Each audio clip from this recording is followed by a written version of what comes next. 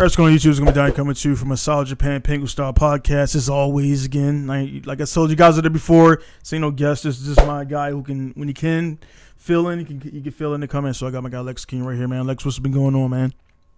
Man, big busyness, all kinds of stuff. Getting my vehicles in order, man. Yeah. Everything is about to start happening. It's summertime. Yeah.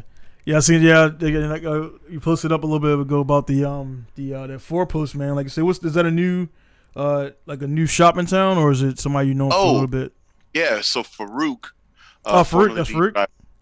Has a shop, and it was a really small area, but it was a spot that he called his. You know what I mean? Right. But it was a very narrow, small shop, and as he's getting more stuff going on, he had a few SEMA projects and his own drift projects and his employees' cars and stuff.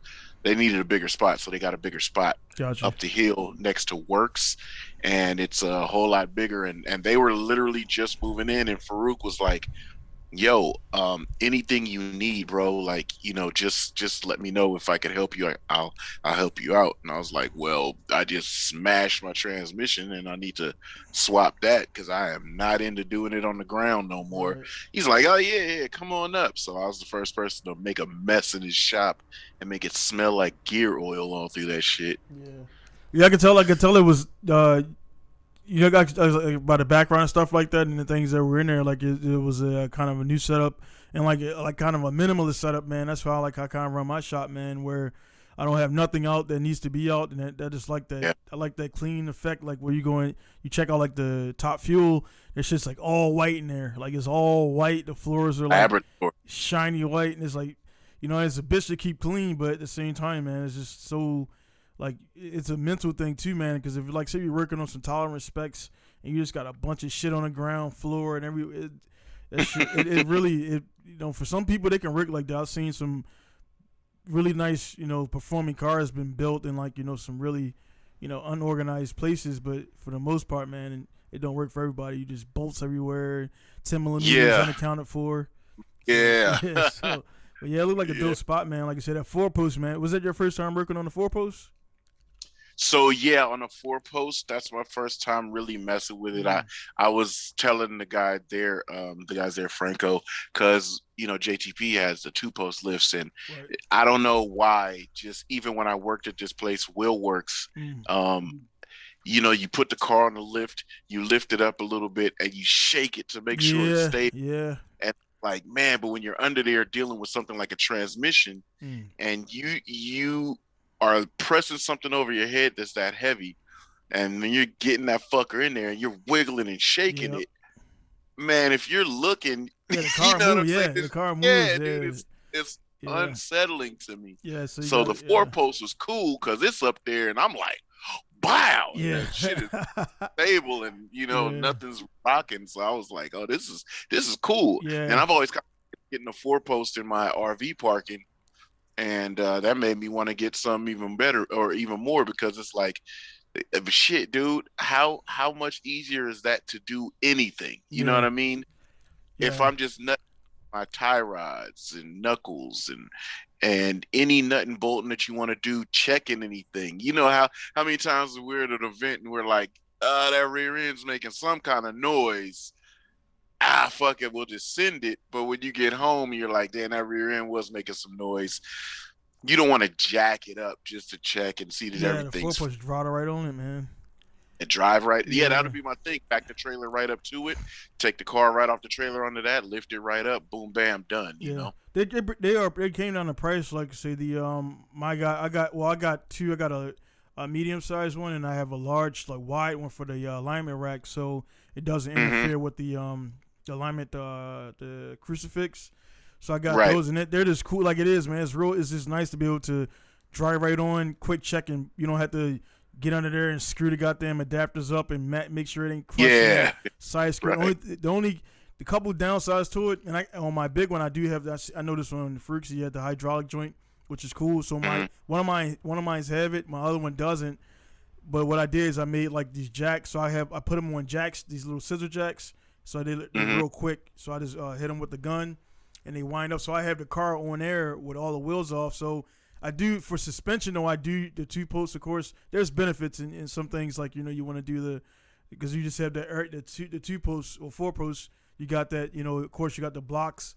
So sometimes when the car is a little bit off to the right or a little bit off to the left, you can't really get to like a certain thing or something. So, but yeah, for the 4 post, man, it's just nice to be able to ride on there. Only downsides I've encountered is with different exhaust setups, depending on how you get on there, and also some side skirt setups. Like right when you get on that middle point, it kind of can crush in the middle. Man, yeah. We set out some long ass, long run-ups. Yeah. The thing that I thought was cool was it has those little apparatuses that they swivel down, and then you slide the arms out and lift the car, so you can do wheels. That's how. Yep. You taking the drive shaft off, you want to lift it up to turn the tire, drive shaft. Yeah. Man, that's what I was getting at the hydraulic joint. That track is you slide it back and forth and. That shit, because I was like, man, at first when I put mine on, I'm like, man, that shit's it looked like it'll hit, but the car, you don't realize it's countersunk. And I like that joint, man. You just slide it and then switch the little servo to the direct. Because all it is, like, I was like, man, how does shit work? You just switch the little handle. You switch it from the same Swing shit. it, pull it, yep. But yeah, they're pretty affordable, man. They're about 4 to 5K. Man. That one, and that's not bad. Well, no, that one he has though is that's like a 10K. Well, yeah, that one's got some pizzazz going on. Yeah. But yeah, when you think about it, man, we're getting old. Young bucks, yeah. Back in the day, we used to back my car up in the driveway. In my other house in Richmond, there's a steeper driveway. We'd back that car there, and I jack it from the front as high as it can go. And then when you're on the decline on the driveway, right, then that means the front end of the car is mad high. So yeah, we be pulling transmissions, we be doing all shit. We just made it work, but you didn't care about jumping in the dirt and getting busy. You know what I'm saying? Right. Now, as I'm getting older, I'm like, man, hell no, I ain't doing that. Hell yeah. Because I had the transmission, everything clean, and I had everything ready to go.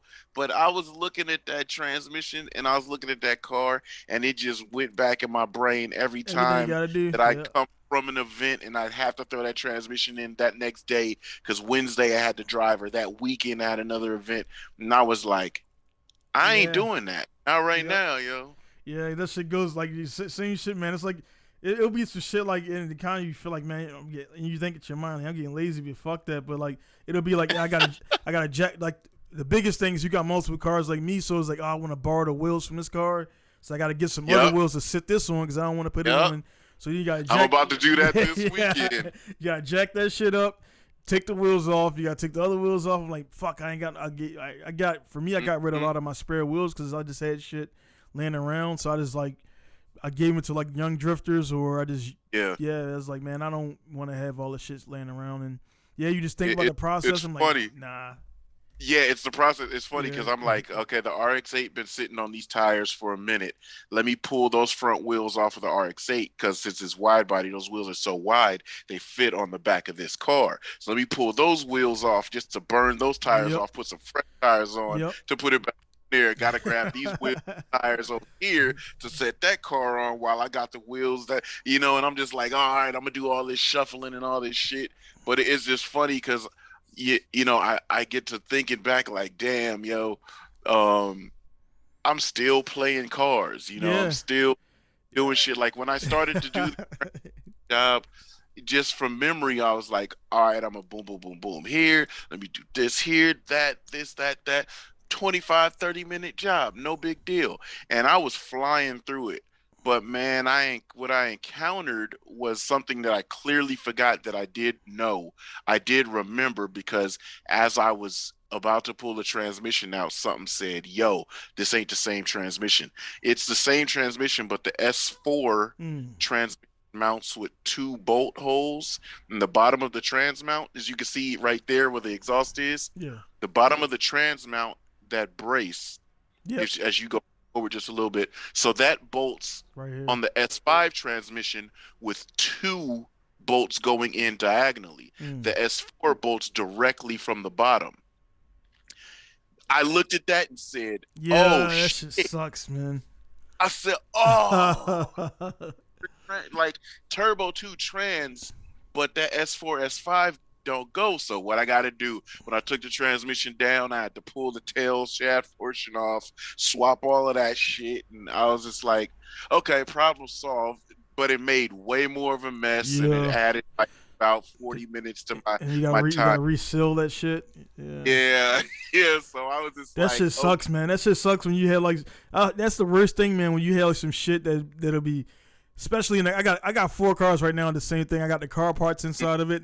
For the most part, I'm pretty sure everything is lining up. But you get to the shit 6 months later and realize none of this shit, like, it looks the same, but it'll have, like, for example, a cable speedo versus the electronic, which is mostly just a quick swap. But it's like, fuck, I got to get the joint pigtail for this and that, and most of the times, like, your situation, you could just swap because they're the same shit. They just make a little alteration.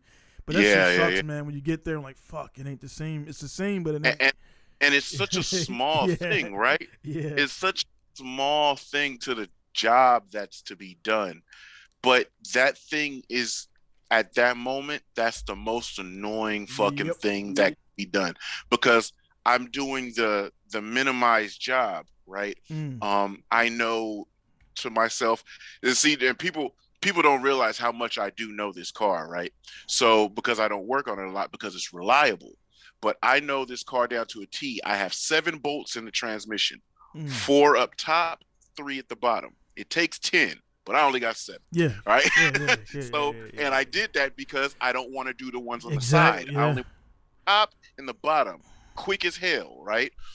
That I know how my exhaust is ran. People say, "Oh, well, you can run it this way." Yeah, but I can drop my transmission and my drive shaft without removing my exhaust. So, like, I've done all of this shit. I've set this car up for myself, for me as an old man now, right? Back in my 20s, I set that car up so it could be simple to do for my old ass now. And it's just like, when I came down to that, I said, damn, this was going so smoothly, man. Aside from the smell of gear oil. Because goddamn, I forgot how bad that smelled. But that and just changing that. What's up with the roof? What's up with the roof right here? Is it just dirt, dust, or? So yeah, I drove it, and when I broke the transmission, I left it on the trailer, and that dirt, how harsh the sun is over here. When I lived in Richmond and I was next to the water, I could leave a car sitting out for years, and all I got to do is wash it, and it's fine. I leave a car sitting out here, the sun ruins it. It destroys. Yeah, man, I got you. All right. Yeah, so I could pull that vinyl off, and the car is still pearl white. It's that Lexus colored pearl white, but I wanted a solid color white. But I don't know. My guys Pro Style, they're coming to pull that off and redo it.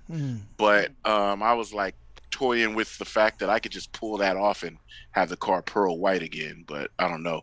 I haven't decided how I'm gonna do it. Their vinyl has a warranty, so they're gonna come pull it off and redo it. But I don't want to drive. That's vinyl. Yeah, that's wrapped. Okay. But it's still painted pearl white under it.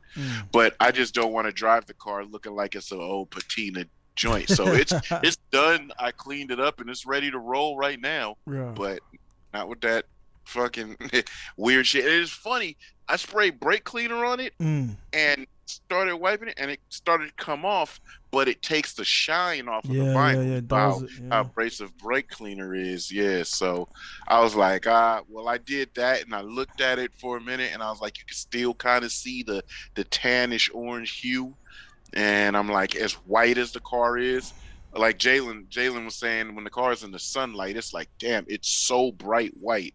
I can tell the sun, man. Because the one biggest thing too, is I going through right now, is that sun will fucking ruin the carbon fiber. Yeah. I mean, it's easy. It's an easy fix, but it's still that shit sucks, man. So what you doing right? What you explaining right here? The transmission. This is the broken one. It broke so bad, the fluid started leaking out of the cover. Ooh. And it was all on my trailer. And so I was like, well, let's open this up to see how bad the damage was. Because I've never broken a transmission bad enough that made it leak. So the teeth and everything just were all over the place, dude. It was all of that fucking dude, it's so many teeth sitting down God, that at the base. magnet is like, god damn, man. Dude. Yeah. So I've smashed the teeth off of one God. set of gears before, but that broke a couple of them. It was gnarly because I've never had it where it broke so hard Mm. that you felt the doom, like the jolt, like you broke a drive shaft, Yeah. and it just kept hitting. And I've had them God pow. damn. Yeah, it's just shit all over the place. So I've had the PAL. It's completely I've never seized, had right? Or that. Yeah, it's seized. It's uh, everything's locked up. So yeah, that was nuts. And Jalen never seen a broken transmission, so I was showing him mm. uh everything. But yeah, that's the worst transmission. I've broken a transmission at Willow Springs going in on the big entry. You go to big entry, get on the skid pad, and I load it up, and it loaded up real good. And then I went to transition out to shift a third to go up back to the backside of the bowl and broke the transmission there. And I drove all the way around Willow Springs in the gear that I broke back in the pits, and it wasn't that bad. So this is the worst transmission I broke, which I can't understand how it broke a that lot of bad. times it's the synchros, and then like pretty essentially, man, like it's just supposed to spin in unison. Yeah. Something was spinning faster than something, and then the teeth just like smacked. And it's just like, that shit's crazy, man. God damn. I personally never broken a transmission. I've had some synchro grinds, but I never blown. I've blown some diffs in like the Subaru, but that's Subaru. But I never. I've only like messed up a few synchros and had like some grinds going in the gates, but I never like. Nah, I take that back. I did the SR20 joint. It blew in the gear, and it's like I said, it's stuck in that gear. So I had to drive around, and I just coasted. But you broke the shift. You broke the forks. Yeah, it was fucked. So I broke. The fuck I'm trying to think with that one, man. Yeah, it was blown, but actually no, it was like nothing. It was like I could fish all around, but you broke forks. Yeah, it wouldn't go in gear, but I had enough speed, and I just coasted from where I was. Luckily, I was getting it when it happened, and I just coasted. I coasted all the way from there, and it had a dip, and I'm like, fuck, man, let's make it to the pit. And like, dude, my stupid ass was street drifting the RX-8 one time, and I was raging, was having a great fucking time, but I just decided I wanted to power shift from second to third, and I broke the shift forks. Right. And the third gear shift fork obviously it's third, fifth, and something else, and so. Yeah, it was fishing. It wouldn't get a gear, so then I put it in second, and I was like, okay, that worked. But then I only had second and sixth, and I was like, fuck, dude. I drove home just second gear on the street, sixth gear on the freeway, and I had to go all the way home. But that shit was broken, and what year was that? That was my 09 RX-8, but that happened in like 2017. Okay. And it's funny because that was the easiest transmission fix I've ever seen or had. I thought it was done because of how the shifter felt. But that was when I learned the RX-8 transmission was like a race box. When you take the transmission out, that cover that's on the bottom of the FC transmission, that cover's on the top of the RX-8. You don't even have to take it out the car. And when you take those 10 bolts out, when you pull that cover off, your shift rods and forks are on that cover, and you just pull the pins out, pull the fork off, put a new fork on, put the pins back in, and it's done. Those shift rods, how the shifter works in the RX-8, when the shifter moves over, it pushes those cogs forward, which pushes the rods, so nothing's like connected. It's hard to say. Like I could show you, obviously. If you take transmission apart, all those little forks or the rods have these little like a keyway, right? And the shifter goes in and perfectly latches into that, so when you pull the shifter over this way, that keyway will push the rods and turn them, and then push them and pull them and do all of that shit. The RX-8 isn't set up like that. You shift and move that, and it's a selector that moves back and forth and will push the rods backward and forward. It's dope as shit. It's literally like a race transmission, but it's glass. It's absolute glass. Well, the reason I asked the year is because I was actually last night just looking up, because the whatever. Like I said, like I can pretty much get the RX-8 transmissions for like $400 to $500 a pop here. And word. yeah, and the but I was looking up and there was people saying like the 03, 04, whatever, the early ones they were really fragile, and then the later ones were better. So I'm just looking at it in the fact where like the transmissions, all transmissions have some kind of fault, but the biggest fault is the driver and how they engage it. For the most part. Yes. So you can roll like it can have a. Like it can't withstand like a 600 horsepower dump at a drag track with THC. It's just not made for that. But if you roll into it, you can kind of stretch it a little bit further. So I'm actually looking at those. I got another 1UZ, and I'm gonna throw I have a RX-8 engine and trans. I'm gonna take the trans and put it on there, and because they got a kit for it and it bolts up, and I'm like, dude, honestly I just want to have manual. And yeah, and the R154s, the CD 999, the whatever, the three. Yep. They're just like, dude, I'm not paying that much, dude. Like, I mean, and it's not. It's getting crazy. Yeah, they have a torque rating and all of that, but it's like this transmission. This transmission literally it maxes at 350 torque. I've been at 365 torque since 2014, and I literally just broke one after ages. I can't even tell you how much abuse I put on the trans, but yeah, I literally just broke one finally. But it was and when I look at the video, it was a power shift first to second gear in straight line, and I was maybe going 20 miles an hour coming out of first, and I put it in second, and then when I let the clutch out, I floored it, so it went d, and it had wheel hop, and that wheel hop is what broke it. So yeah, it's really just the driver and the conditions. These transmissions probably hold on for ages. Like, I've done some ignorant clutch kicks in the RX-8. The RX-8 should not be able to take that because those transmissions are lighter, weaker. But I've done some ignorant clutch kicks in the RX-8, and it's worked out. So it just depends on condition and the element.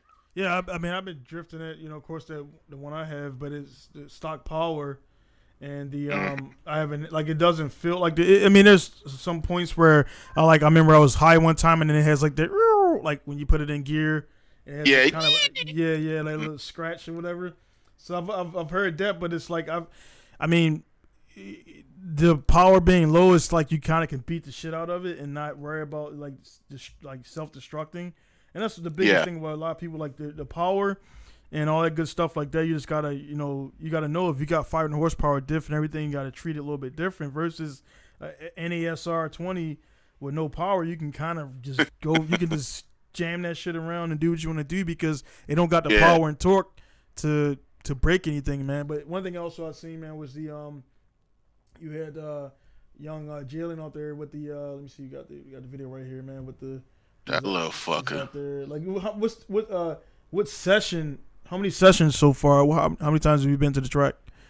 So I've been a few times. Jalen's been 4 times. He's ridden that bike in this element 4 times. Now, the interesting part about this day was something was weird in the morning. He was off, dude. He was like super off. It was like we were starting all over from scratch. Like, he knew how to ride. That wasn't the thing, but his mentality, he was timid. He was off. Some kid was doing something that he said was bothering him going into the corner, and he flew off the track going into the braking zone, went straight through that grass right there, coming at the camera on the right side, and almost laid the bike down. He kept it up and maneuvered through the grass and then drove off. And I'm like, yo, what the fuck is wrong with you, dog? And he's like, man, that kid is doing shit, man. Like, he didn't cuss, but he's like, that kid's doing stuff. He's skidding on the brake zone and this and that. And I'm like, so what? Like, what's that have to do with you, though? You know? And he's like, but it's annoying. I'm like, but what does that have to do with you? I was like, remember, he plays around, you don't take it seriously, you fall, you get hurt, your day's done, right? So I was like, so F that kid. And I'm like, plus, if you're coming in on a braking zone and the turn is to the right, why are you to the left of him? I was like, you're faster than him. He's dicking around. You run his ass on the inside, take his position from him, and go. Mm. So, he had a little emotion about it. And I'm like, man, fuck your emotion. Cause I'm like, I'm telling you everything I need you to know so that you can be better. I'm not trying to knock you down. Like you said, right on that stuff, man. Too is like that's like if he's going to race, and definitely I know not if he's definitely going to race, but it's Mm-hmm. like yeah, you gotta. That's one of the biggest things too, man. Is like um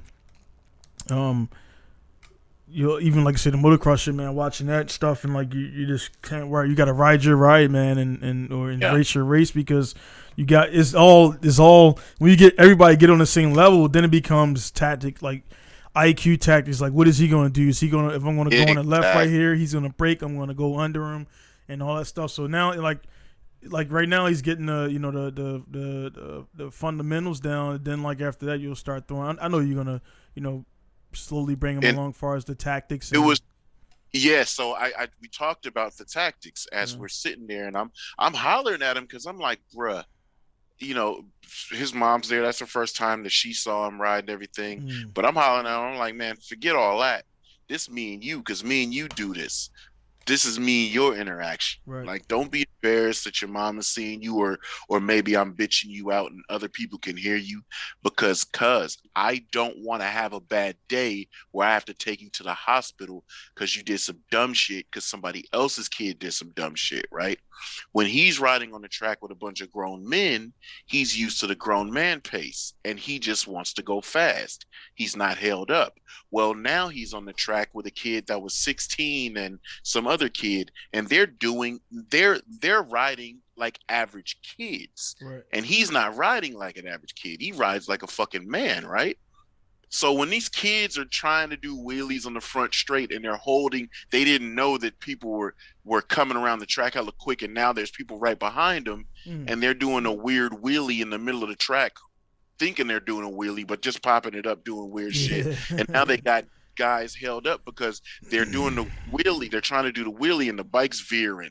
And you got people blasting out of a hairpin trying to get up the front straight, and then you go set it down, and then you see somebody coming, then you try to floor, pin it because you're a kid, and you go into the breaker zone, and now you're skidding, and somebody was going to take you on the outside, and there's people take you on the inside, and essentially that kid is in the danger zone. It's a fucking swarm of wolves coming, and Mm. he's playing around, la la la la la, skidding and shit, and everybody about to hit him. And that's what I told Jalen, bro, if that happens, either get the fuck off the track because you're wasting your session if you're not going to pass him, or get more laser focused in on, I'm going to pass this fuck right here.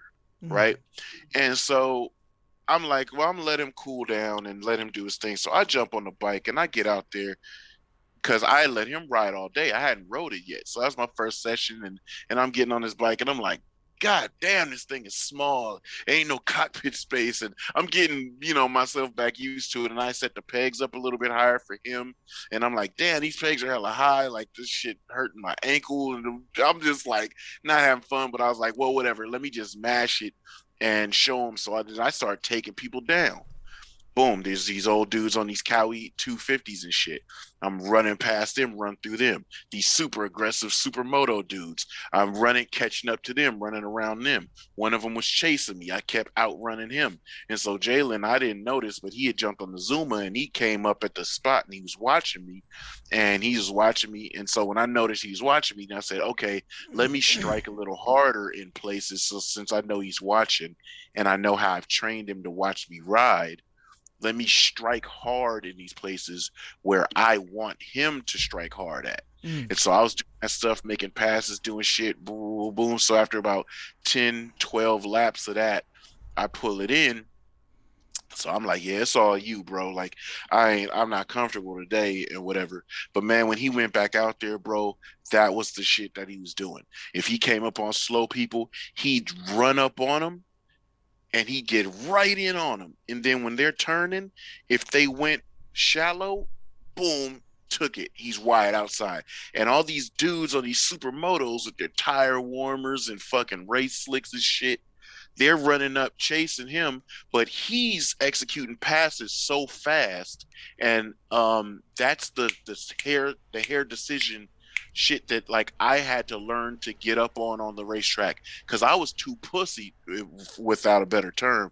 I was too pussy. I'd see people, I'm closing in on them hella fast, then I drop my pace and trying to be all courteous and shit. And these other motherfuckers, I drop my pace and I'm just part of the lambs in the herd. And these fucking and what's crazy, man, is like I had that same feeling that I did my first sport race the other day on GT, and I'm trying to play like the nice, like, making cool aggressive passes, and then like after like I ended up fucking finishing dead last because I was working my way up, and then like these motherfuckers are racing like they're gonna get some chicks after this race, dude. Yes. I'm like, dude, they're just like ramming it, and like I'm like, bro, you like braking, and it's like cool when you're right behind the car and you braking, like but you're still aggressive, but you're not touching them. A tap here and there that happens, but it's like, god damn, dude, and yeah, man. So it's like you gotta just go fucking all out because you gotta attack. Yeah. You're not attacking like everybody else is, so. It's like you gotta be on it, man. There's no relaxed space unless you're 30 seconds out in the front, and even still, you're kind of. Yep. And that's what I told him. I said, no. You want to relax? You get off the track. Yeah. I was like, while you're on the track, you're going hard. You're setting the pace. You're setting it and running, and you don't fall off of that pace. And so while I was sitting there watching him, and dude, he was mixing it up. And a couple times it was like nail biters, like shit. And I wanted to like wave him in, but I'm like, nah. Let him stay in the danger zone until he feels like he wants to get out or he gets tired. Because I'm like, shit, I'm sitting here as a parent like, god damn, Jalen, like, oh shit, he's a hard. He come around this little kid and he fucking flies through the bus stops and he mobs and he comes up to another pack of dudes and then he runs right down in on them in the braking zone, goes through the turn, goes to the other turn, boom, blasts up on the top side, comes around him. I'm like, he's committing. He's seeing the people, but then he sees that daylight, and it was like it was just a blur of colors of people and bikes, but he was just looking at that daylight, and he started getting that killer in him, and I'm like, damn, this kid is hitting it. Then he started dragging me, and that's when I was like, all right, this nigga's going really fast. Because he caught himself out on accident when he leaned in. The bike was leaned so low, he went into the proper mid-corner body position, and when he did that, boop, his knee hit the ground, and he pulled his knee back in, and he looked like, oh, shit. And I'm like, yeah, keep going. So then he got back in killer mode, and Brad went back full throttle, and he's mobbing around, boom, boom, boom. Then he comes down again, and he's coming into the turn so fast, and he's focused on, he's leaned over. And as he's leaned over, it's a rhythm. When the bike flops back over, you let that momentum pull you back up off the ground, and you just glide over the bike onto the other side, and then boom. Man, he went from real low, he could have dragged here, but he didn't have his knee down like that. He went all the way over and all the way over to a knee drag. Dude, that is like I don't even do that shit a lot, right? You just I'll go and be like, boom, little flexible boom, young dudes, man. It's like I'll get it over, and then I get into it, and then I drag knee. He went over to knee. I was like, yo, this kid looks like he fucking knows what he's doing. Yeah. Scared himself again on that one, right? But that was 2 times he scared himself. Then after that, the next 2 times, because he dragged 4 times. Next 2 times was just on purpose. Bong! Whoop, bong! I'm like, oh my God. And then it was like, I don't know how many laps are in. Now he's outran everybody and caught up to them again, and then passed them. And it was just the fast pack that he had already outran. He was working his way back up to them again. Right. But I guess he got tired, or in his head he said, you know what, I'm getting while the getting's good, let me get off. And so I told him, now you're on the track with like 16 other bikes. Yeah, when we're on there by ourselves, you just pull in when you feel like it. But I was like, but you're going to be getting on the track with me next with the big bikes. So get in the habit of putting your hand up, letting people know, right, I'm done, I'm pulling into the pits, and you pull into the pits. I was like, that hand up lets them know that, hey, I'm going slow, whatever's the case is, and they're going to go around you. So I had him doing all that stuff. So he had himself a real, actual, action-packed track day. Yeah, man, And I noticed it. So is that traffic normal like there? Because there is another track that's nearby that they did a members day only. So all the non-members, because it's so cheap, it's just like $30 a day. We just pop up. It's like you going to your local track. You just pop up. And if people ain't there, they ain't there. If people are there, then they're there.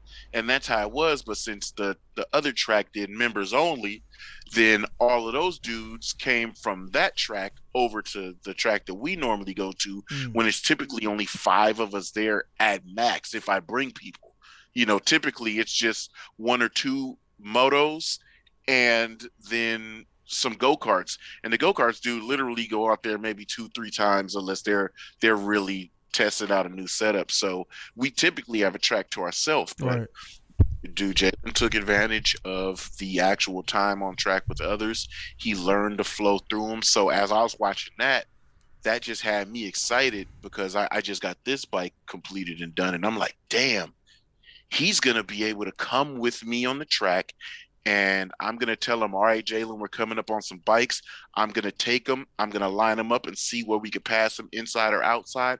And I want you on me when we go. And he's not going to hesitate. And that's all that's all that I'm looking at. What that shows me, I'm like, shit, that kid might be really ready to rock. Like, we might really be ready to get him on the next level, because, bro, he's dragging knee already, so he's comfortable on lean angle. He was applying throttle in that, so he was accelerating super fast out of corners, but he was doing it nice and smooth. He'd get on the acceleration, the bike would start going, and then he'd set the bike up a little bit more with throttle, and it was just like everything he's doing, I'm like, damn, this motherfucker was listening. You know what I mean? It's like he's using stuff properly, but I let him sit in that danger zone, because it's like, bro, that's the best practice that he could have had, the best day of practice, because when we go at it with these, we're not gonna be around nobody that's slow, and it's gonna we don't have mirrors, and it's not going to be safe for me to keep looking back like, Jalen, you there? Yeah. We're just going to be talking on the headsets, and it's going to be like, all right, son, here we go. Let's run through this pack. Okay, let's go through this corner quick. And then when we get open air, I'm going to be like, okay, we're working on this in this corner. We're working on that in that corner. But I know I'm going to be able to tap the back and be like, on me, let's go. And he's going to be able to do it. So, and then also the fact that, dude, he accelerates so fast on that little ass bike. So for me, I could leave it in third gear and I could pin it mid corner, and it'll set up and come out the corner and get up in the RPMs. Then it gets to ripping. When he does that, that bike gets to ripping instantly, and he's banging the limiters. So I think him on the R6 on the big track, he's going to be giving people on leader bikes, once he gets used to a run for their money, because he's going to accelerate and so fast. Power to weight, because you weigh a bit more than him. So it's like... Hell yeah. I'm a whole 210 on him. 120 pounds, you know what I mean? And 120 something pounds, 130 pounds, and he's muscular. It's funny because my wife and everybody, they went on vacation, and my son is hanging out there at the pool. They're playing around with his cousins, and my wife's brother is looking like, what the fuck? And my wife's like, what? He's like, when did Jalen get so fucking buff, yo? And I guess standing next to other kids, he's ripped.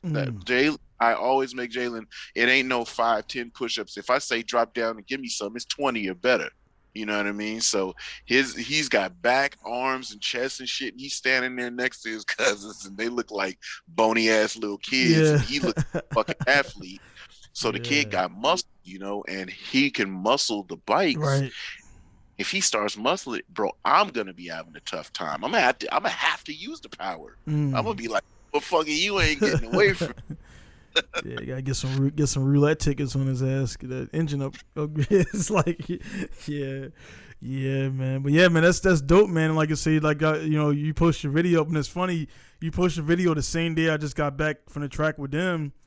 Yeah, I didn't take any video because it's like I kind of it's and I know you guys do sessions and like you don't always record because sometimes you just want to go out there and instruct. So, and also they started to notice the camera, so they would. My other one would look out for the camera. Yeah, and I'm like, nah, I don't want them to get used to. I want them to train, so I didn't record a single thing with the phone, with the GoPro, nothing. I just went out there and had them training, and then I took the bike. So now they can actually, they don't stall as much. And, so now I can get out there and I'll put up my hand and follow me. So they just following me. Then like the only thing I'm having an issue with now is my oldest. He keeps fucking looking back. He keeps looking. Yeah. Like, dude, but he's looking back while he's wide open. I'm like, accelerating. Dude, look straight, motherfucker. Like I can look back because like I got him cognizant. Like, dude, look straight. Right. And he's trying to find out where I'm at, and then I'll get behind him, clutch in, and then rev the yeah, and then he'll get all like he'll tighten up on a bike, and I'm trying to just get him used to, because I'm like they're about. I think if everything goes right, I can probably get him in one or two races before the end of this summer. Right, dude, they're getting kind of bored of this circle training and the figure eight. And that's the cool part, but then that's the part where you're deciding as a father. Yeah, you're like we're at the fork of the road, baby. Yeah. Where are we going? We really going? Yeah. Or we just keep playing? Because if they get bored of it, they'll drop it and they'll be like whatever with that shit. Yeah. But they're steadily progressing and going. My bad. My 4-year-old doesn't want to stop ever. Like he never. Oh, ever. Yeah. He never wants to stop. Like he got some water. Like, no, I'm good. He gets breathing or whatever. My oldest, he kind of like he took a fall, and where we were riding there was rocks, and like a rock hit him in his hip. Fell on a And he kind of like he was like, yeah, I'm done. And then I was like, all right, cool. All right, go sit over there, turn the bike off. Yep. And he rode over. He in himself. I was like, this cool because he disengaged himself and rode over to the truck. I was like, this little motherfucker. He rode over there. He can't put it on he kickstart. Also, that made me happy too. He kickstarted it by himself. That was like cool. He picked himself up, kickstarted it. I was like, that was dope. He kickstarted because he finally getting the. He's like, I was like, you got to push that shit. You can't just. You gotta kick. You gotta kick it. Yeah. So he kickstarted himself and everything, and then like while we were riding, he disengaged from the us. And went over there to the truck and he turned it off and everything. I'm like, all right, cool. And I went over there to help him put it on the stand. And I was like, all right, cool. You done? He said, yeah. I was like, all right, cool. Well, all right, just stay here, drink some water. And my other son, we was like, all right, let's go. So we went back out there and he looked at me and like put his head down. I'm like, yeah, we ain't stopping, man. So you want to stop? You stop. So then 5 minutes, he's like, oh, I want to come back. I'm like, all right, I knew it. So the younger one is actually keeping the older one like engaged, but the older one, when his jumps involved, he's all for it. But he's just really? He's tired of the flat ground shit, like the turning in there. I'm like, dude, you got to do this, and he's following me in the ruts and everything. So now they can ride the 50s in the ruts and stuff like that. So it's just cool. They only ride one time a week, but it's like, man, it's like where are they getting this? Where are they like? We're not training every day of the week. And they come out and then they're standing up, and then my one is now he's hitting the brakes, both brakes or one brake at the same time, and it's just like, man. And then they watching more videos on YouTube too, which I was gonna ask is Jalen, is he kind of watching like YouTube? So I do this. I do the how this is maniacal brain. I will play on the 60-inch. I'll play hella Moto America races, or I'll play hella vlogs that are first person when guys are getting gnarly, and I just play them and turn the volume up. And Jalen will come walking out his room, and he'll stand in front of the TV like this and be looking. Then he'll look at me, and he'll be looking. And I just be like, "Yup, that's what I'm doing," because I'm just giving him the. Just when he wasn't thinking about it, because we hadn't been to the track in like 2-3 months, so it was just like, yeah, we weren't thinking about it. Just back in your head, you still got to drive. Because like what you're saying, when my son fell and broke the bike, I was just watching him, and he's looking at the bike. And then he kept looking out at the track, and then he'd look at the bike and pick up the broken handlebar, and in his brain, he's trying to look at, how can we make this work so I can ride again? Like, I want to ride right now. You could see it in his face. He was just like, damn. And then he went, and it wasn't just the handlebar broke, the pegs was broke. And he's looking at all the stuff, and he was just standing there staring. And he never took his suit off. He still had his suit on. And then he's still looking at the track.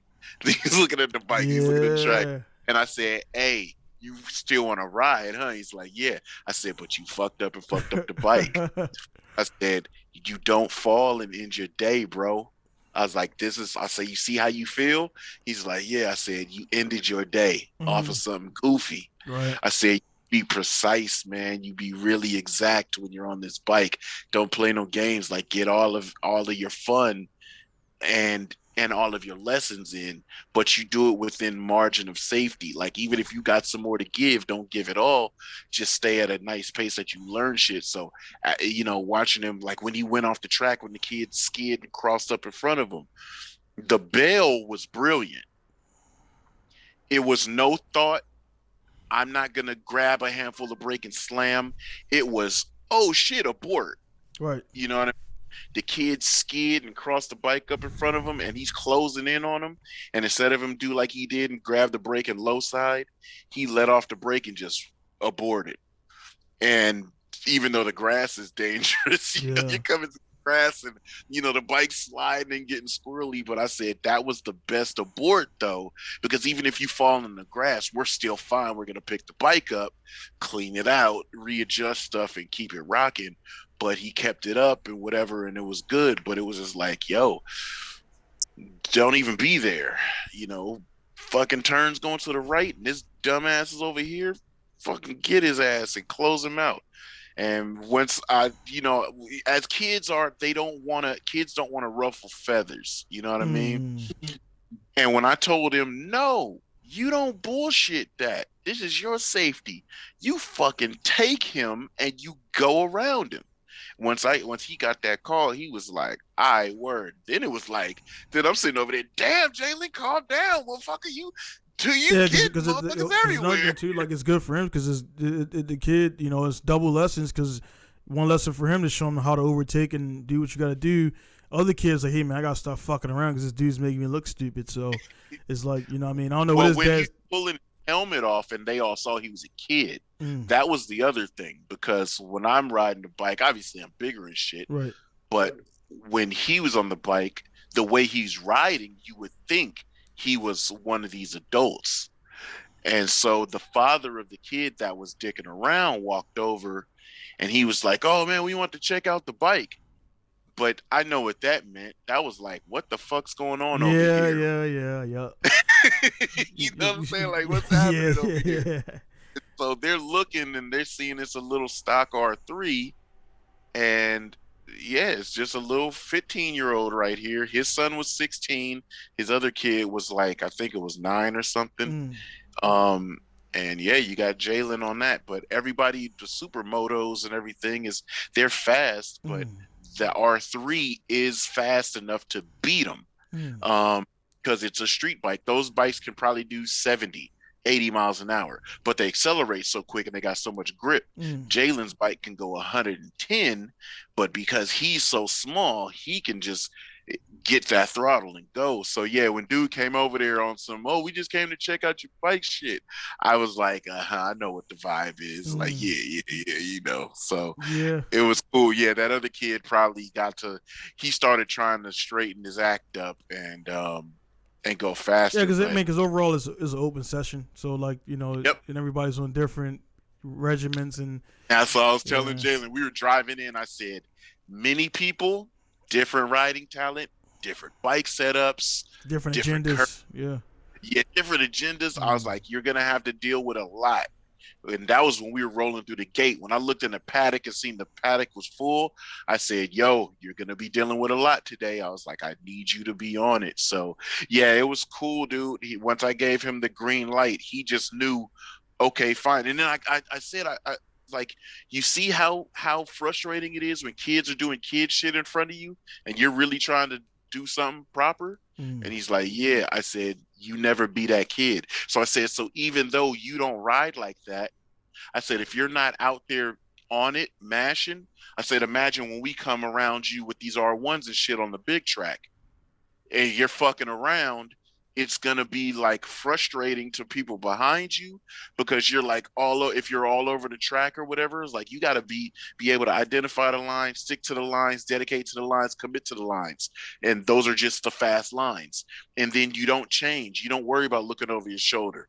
If you hear a bike, oh well. And that's what I love because part of the clip, the dude with the 252 stroke, he was going around the tiny child, and he was giving him space so that the kid can make his decision, and then he blasts past him going into the bus stop. Well, the grown up dude got super aggressive and got like right next to him, and he's between the little kid and Jalen, and I'm like, oh, that's nail biting, right? This little 5-year-old kid on a fucking Polini, one of them little tiny bikes, yeah, right? Like when Jalen was going by him, the little kid looked like Mario Kart, lose your size. It was a little tiny fucking thing right by the rear wheel. Then this dude on the big ass super motard is being like manly aggressive. And Jalen said when I talked to him, he said, I saw his wheel out the corner of my eye and was like, fuck that. Right, and just pulled through him on the bus stop and gapped him. And I was like, oh, well, if that was your mentality when he did that, that's cool, because dude was trying to at a bad place. It's a bus stop. It's literally coming off of a short straight, a quick left to a double apex right to a left. So him doing that is going to put him mid-track wide, and Jalen would still have the tight inside, but then he'd have to go around the dude on the outside. So dude was just trying to punk him, and Jalen didn't let him punk him. Jalen punked him. I was like, good deal. Like, good fucking deal. So he's paying attention. He's getting it. But, like I told him, it's the same thing with these cars, dude. When we go out there on this track with the cars, bro, it's attack, and never stop attacking. It's like you just gotta beat people up if you got it in you with grip. Yeah, you know what I mean. In that aspect, man, you just gotta it's one of those things where there's like moments with cars, bikes, and everything where you just want to try whatever, man. But when you're out there, man, like you gotta. For him, I know he's learning like the gravity of like the seriousness of what it is. Yes. Like I said, you don't want to gas is fucking $80 a fucking liter. You know what I'm saying? Like you don't want to. You want to be out there and like maximize. And that's what I tell them with my boys. I'm like, dude, look, if you don't want to ride, I'm not gonna. It's hot as fuck out here. Like if you don't, I understand. If you don't want to ride, let's pack it up and go. Like I mean, I'm coming out here to So, indeed, like I said with them, this last week, I kind of felt bad because I didn't bring a tent, and it was just like there ain't no trees. There's trees up there, but they're like on the outsides. But like so I had to I took like a little pail and made like a little shade for him because it was just like fucking hot. The sun is hot. Rest. Yeah, it was and I didn't. And I only brought like a couple things of water. So once the water was gone, or they got this little energy drink. Once that was gone, I was like, we're done, because I'm not gonna have you guys all heat stroke and shit. Yeah. So once they took the last swig, I was like, all right, we done, man, we done. So it's no water. Yep, that's it. Yeah. So I had him chill, take the thing off. I had a towel, and then I wet the towel. Now that's the picture you seen. I saw that when you put them over their heads. Yeah. Yeah. So I set him by the truck and everything, and I was like, yeah, but I was like, because my youngest one, that motherfucker just will not he will ride. He would ride until there's no more gas in the tank. Like he does not stop, which is cool, and he's faster. 4-year-old is faster than a 6-year-old. Yeah. 6-year-old just want to kind of do tricks and shit. So I'm like, all right, I'm kind of seeing who wants to do what. Yeah, you got a freestyle motocrosser, and then you got a motocrosser, supercrosser. Yeah, he don't do no tricks, the legs off. He just straight ride. And I'm like, he mashing. Yeah. Like, god damn, dude. Like, and then it's this thing because where we're at the track. There it is kind of it's this particular one we're at. The space is open, but the only thing about that is on both sides is like fall offs. Like I mean, like if they ride the wrong way or go over the bush too fast, like it's like a 30-foot drop on both sides. And so I kind of keep them, I mean, like just kind of going straight and everything. And then but at the same time is yeah, man, like Jalen, man, like it's like fuck, man, it's like. Damn, dude, it's kind of because we don't have no. I think what's scaring us is we're not control. We're not in control. Right. So he can fucking pin that bitch and he could pin that shit and then run straight into the abyss, and it's like fuck. I know. now when So I had that he, Zuma yeah, idling the whole time, right? I didn't cut it off. I'm sitting there just idling. Yeah. yeah, Because I'm like, if something goes wrong and he's in the mix of this shit, I'm right out there. First, I'm gonna throw him over my shoulder if I had to and mop yeah, that Zoom out of there. yeah, Because it's like, if something happens, he's in the mix of some real shit, man. And there was times they were grouped up like 5 bikes and 3 trailing. Like they were in a group of 8.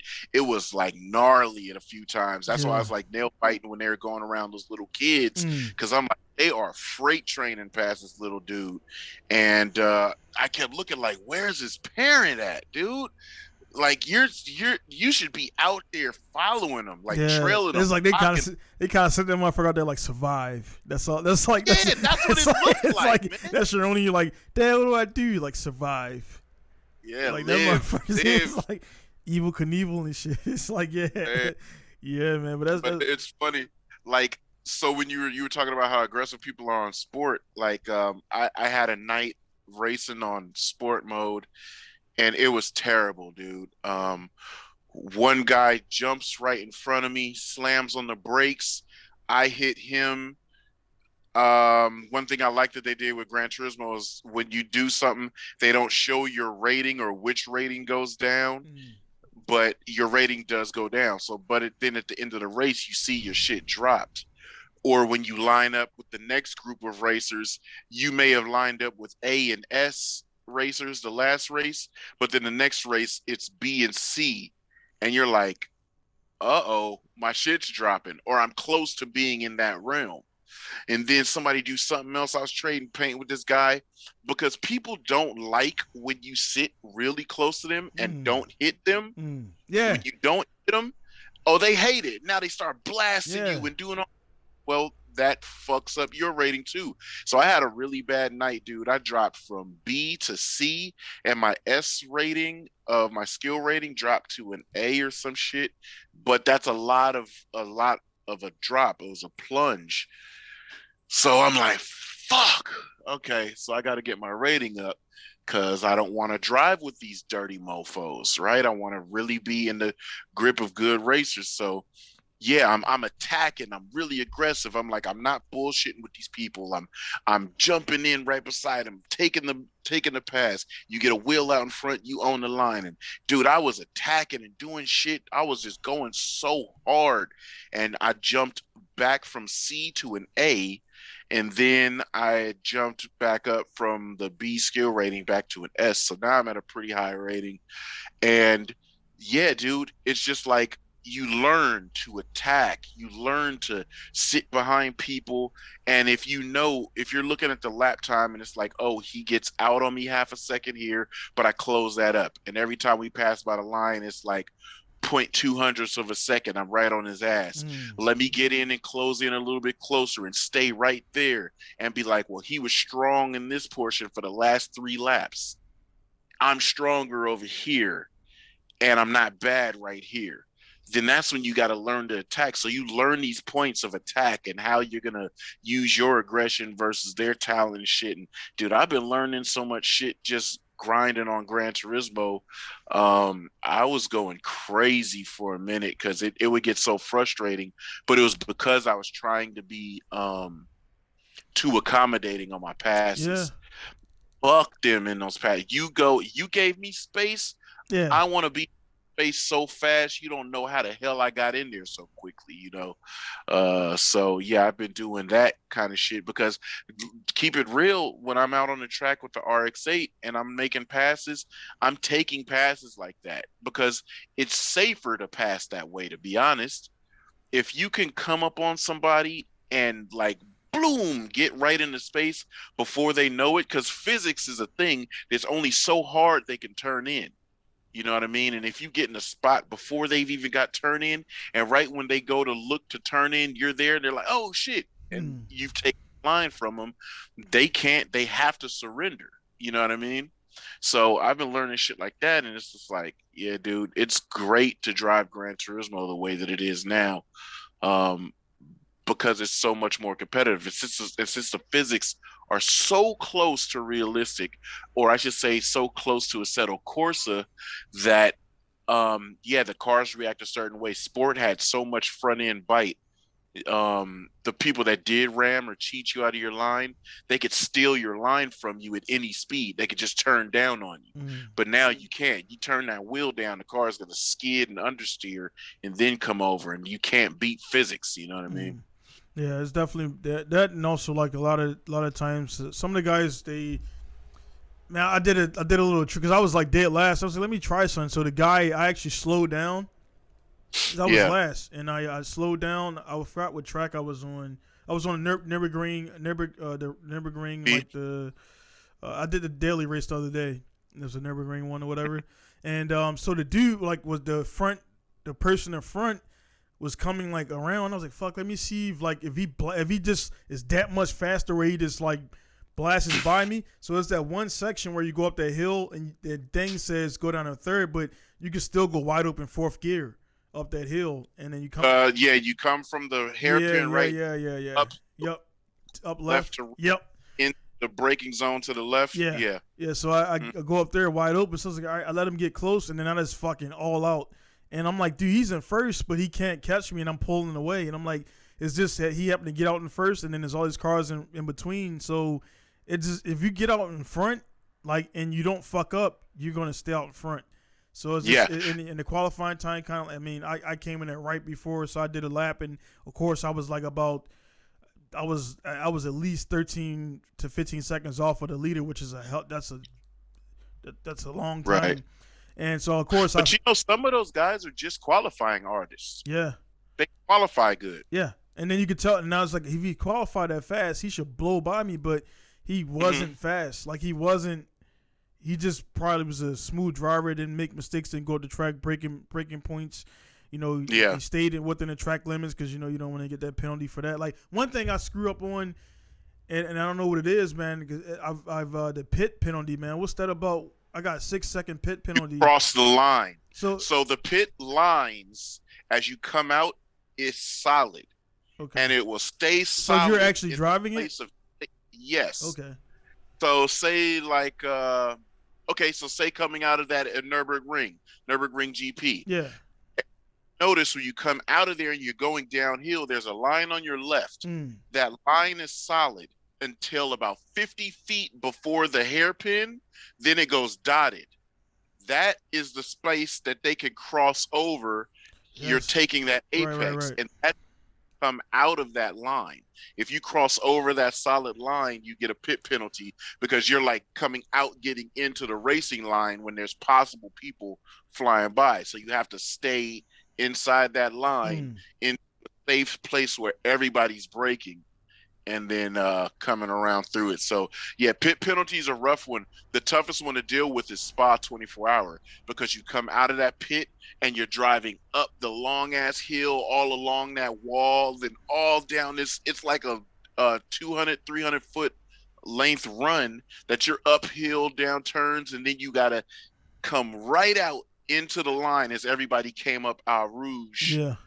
And they're going flat out. That's where you can come out onto the track. So yeah, pit penalties they're a heavy one. They give you a head. I just didn't know, like I've been so used to, like, you know, them controlling you until you get out in the thing, and then so I didn't know that was a thing where you control the car at low speed.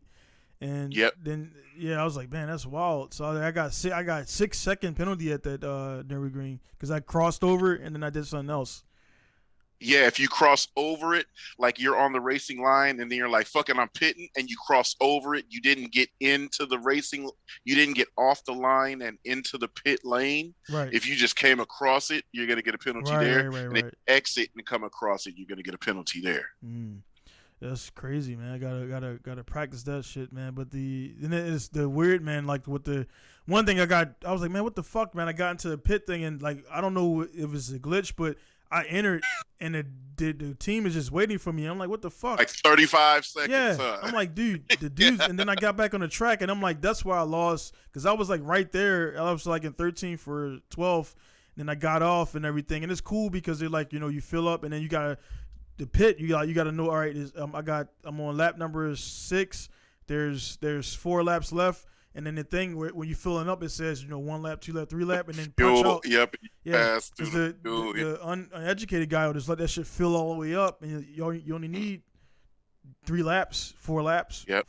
And then turn. And if you're quick enough, sometimes where it's like this is the amount of fuel and you got 4 laps and it's like 3.5 laps, 3.8 laps, man, fuck it. Come out of there, hit the MFD, turn your fuel down. Yeah. Because like you're gonna get right out there and the dude's gonna be coming past you, just turn it down to like 3 or 2. Right. And those 3 laps worth of fuel will now turn into 4 laps of fuel. Right.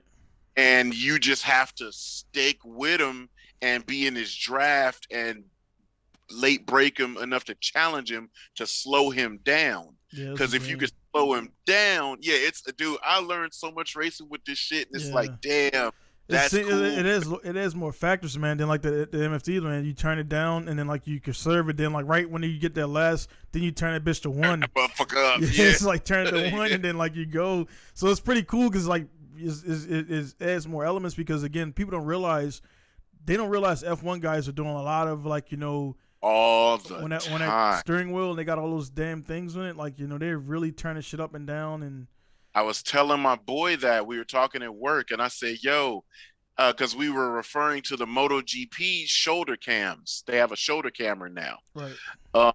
And so they use that with the broadcast. And I said, "Yo, I always knew that they had controls, but I didn't know how much they were changing them during the race." Right. They are always changing. They come out of a corner, they set the bike up, they'll change to full throttle map. Then they're going into a corner, they're changing to another map. They're using thumb control. They're using traction control maps. They have TC1, TC2, which is a hard ignition cut or a hard fuel cut to manage wheel spin. So like they'll have traction control on the limiter, whereas the limiter is either hard abrupt decel or it's a soft decel. It's like so much science, right?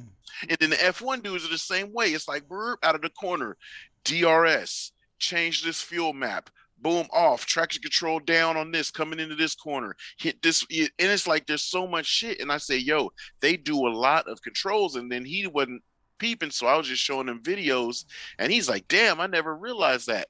And so where I started getting good at the daily races that are long, that go through rain and tire changes, the Thrustmaster, I have the MFD set up just 1 button. You scroll through it. If you miss it, you got to keep scrolling and scroll right back to it, right? I don't have this up and down anymore like the Logitech. And then you turn the knob. That's too much focus. I just hit that button to roll through the MFD. Then I get to which one I want. And now on my right thumb, I have up, and on my left thumb, I have down. So I'll be going through, and it'll be like, long story short is once I had those controls precisely, instead of just trying to roll that Manatino and maybe going higher or lower than I wanted, now it's just like boop, boop, boop, boop. Yeah. I come around the corner and I'm out of the back straight. I don't need the power. I'll drop it down to 3, go through everything and just be flat out glued on people, use them as a draft coming through it. Then we need power, boom, boom, boom, power back up, where I'll let them accelerate so that they get out on me so that I could use the draft a little bit better, and then turn the fuel up and my draft slingshot be serious. As soon as I slingshot by them, I turn the fuel back down. And that's helped me just make these long races, plan out my fuel stops. It's really cool. That's where the simulation part is coming in real good at. I love that part of it now. At first I hated it. I could not stand that shit. I hated the rain coming. I hated having to change tires. I hated the fuel map. Man, F all of that. Right? But now it's like, it's a great element, and I love it now. Yeah, because I'm like watching this guy with Brands Hatch, and Brands Hatch is one of the easier, you route the pits and right back into it. But yeah, I haven't, like far as pitting, man, like that's just like something you definitely gotta work on, and you gotta just practice that on other tracks by yourself, because if you don't, like, try and do it in the game, and then like you said, that Spa one could definitely, if I fucked up the Nürburgring one, I definitely fuck up the Spa one. And all that stuff, man. And then like, are you controlling in the pit? Are you controlling throttle modulation, or they cap you at a Oh, they cap you up. So yeah, okay, so you get caught as soon as you come to the pit limits line. They take you. it's under their control. Right. But you got to get all the way in through, and then boom, and then they take you, and then when they punch you out. A lot of times what I was doing now is just like, bro, my tires is all right. I'm staying on those tires. Oh, They're yeah, warm. yeah. I'll deal with the loss in initial bite over the loss in traction. Right. I don't want loss in traction. I'll take it's understeering a little bit more, steer more, no problem. But the loss in grip, I can't deal with.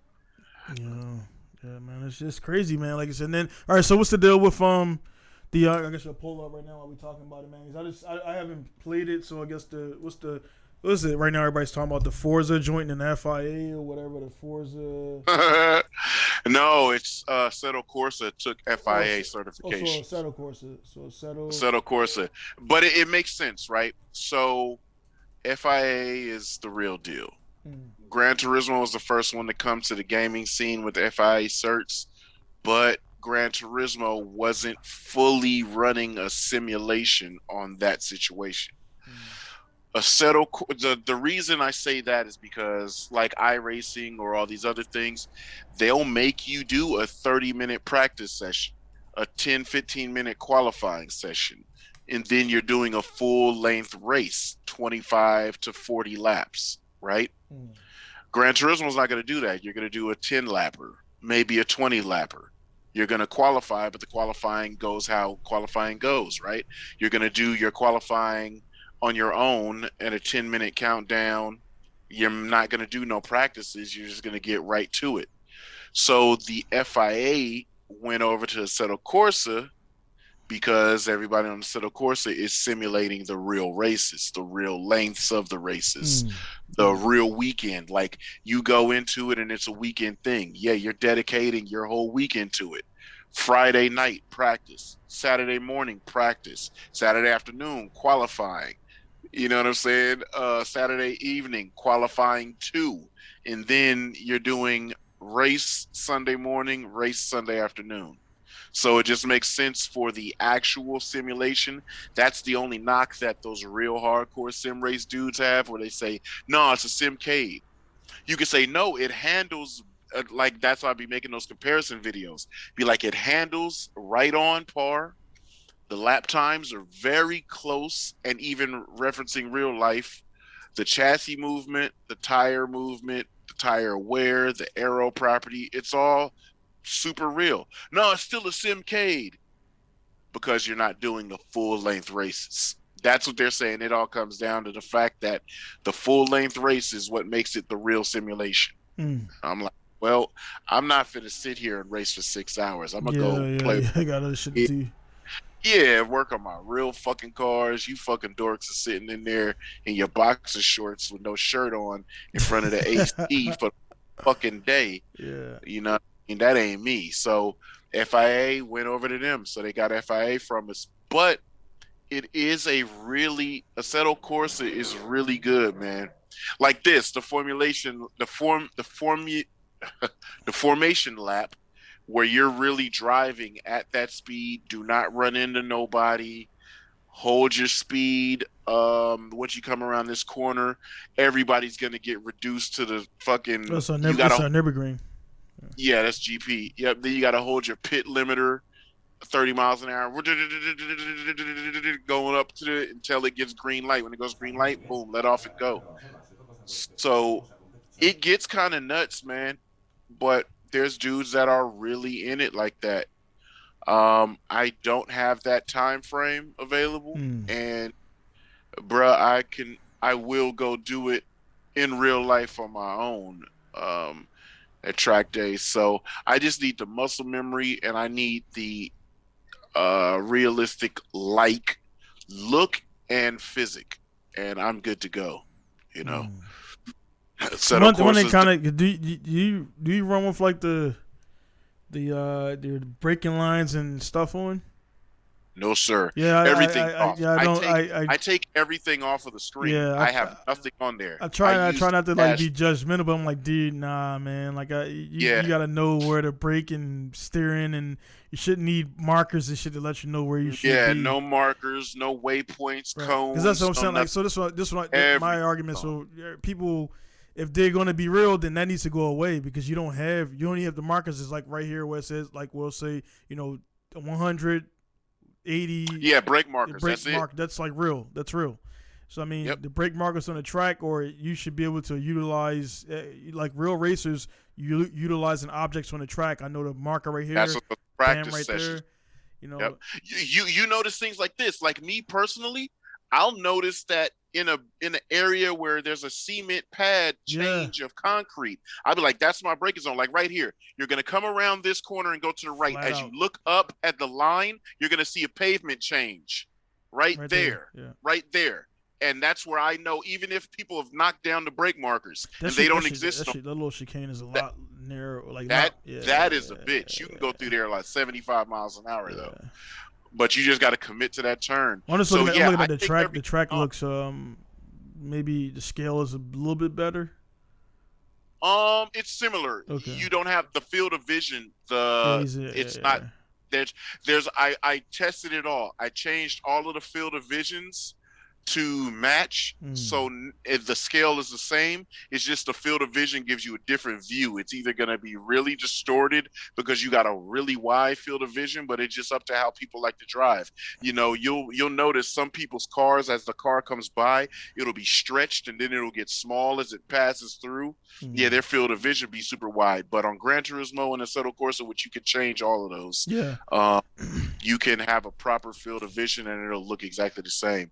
But what I do on Assetto Corsa and Gran Turismo is I use the actual car's dashboard to know the laps, to know my fuel and everything. So I'll take all of that stuff off and that's all that I use. So a lot of times, oh, look at that bullshit right there. Yeah. I'm like, I just sound like, bro, like you can't. I just kind of pulled up exactly. You already read my mind, but it's like I know they do this in the game, the game WishCon because like they want to see the WishCon because it is kind. I mean, I race in cockpit, but bro, like GT, iRacing look like shit, but GT iRacing looks like shit. Yeah, GT and then the Assetto, man, is like yeah. Did you notice? Have you noticed that in Gran Turismo, if you're doing a free race, there's nobody in the stands. If you do practice, there's a couple people walking around in the pits. If you do qualifying, you got pit movement, you got people in the stands, and in a race, the grandstands are packed. It's like, it's dope.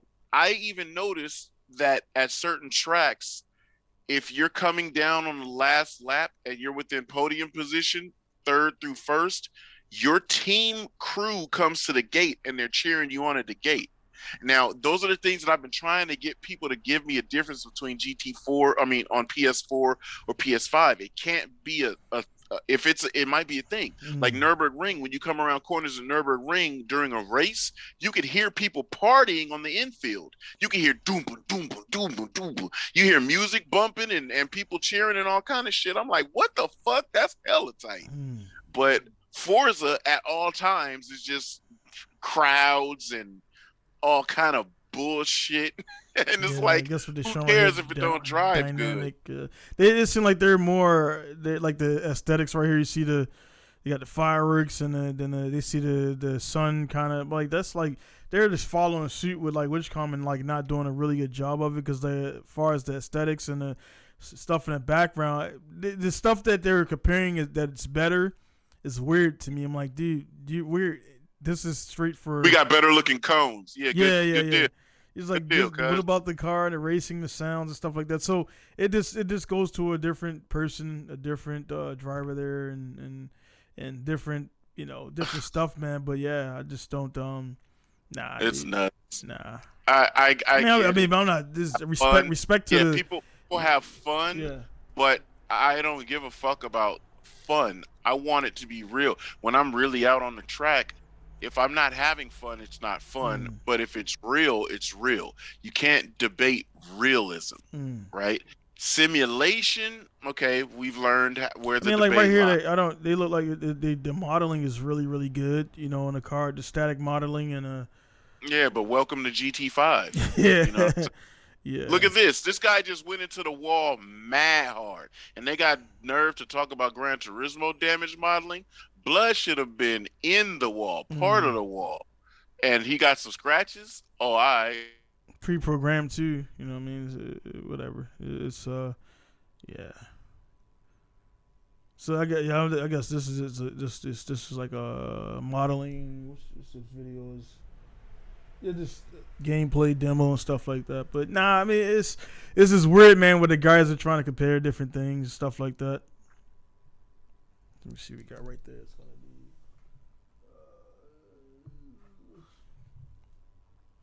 be. Yeah, you go into a wall like that. Okay, you go into a wall like that on a settled course, so the car's coming apart. There's going to be parts missing. It's going to say critical damage. You're not going to proceed. You know what I mean? Yeah. And they don't have Loch Ness monsters popping out of their water like we do in Gran Turismo. They don't got aliens abducting cows and shit in the background.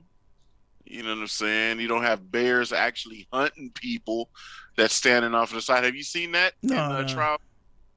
Oh yeah, Trial Mountain. The bear is really over there stalking people. No shit, man. But yeah, it's just I don't know, man. It's the whole tribalism of the Xbox and all that different stuff. Is like, dude, you're in it for like you're playing a game, you're playing it to try to get the most and your budget and your whatever, the most realism and stuff like that. But it's like guys just kind of spouting out. I mean, that's been since the beginning. Like it was like right when. So I've seen a few guys still posting up like every once in a while. Forza 2 Motorsports is like the best drifting experience. Like, yeah, like, Forza 4. They always say Forza 4. I don't whatever, man. It's like the shit to them is like easy. So it's like, well, yeah, that's what I was going through. A lot of threads. People were complaining that Turismo ain't easy and they don't like it. It's like, bruh, easy is not a qualifying feature, my man. Easy is a participation trophy. You got to get up out of here with that shit. Yeah. Trying to see if anybody got any video of the background stuff. Like this is background. Oh yeah, put up, dude. They got the Tesla launches at Daytona.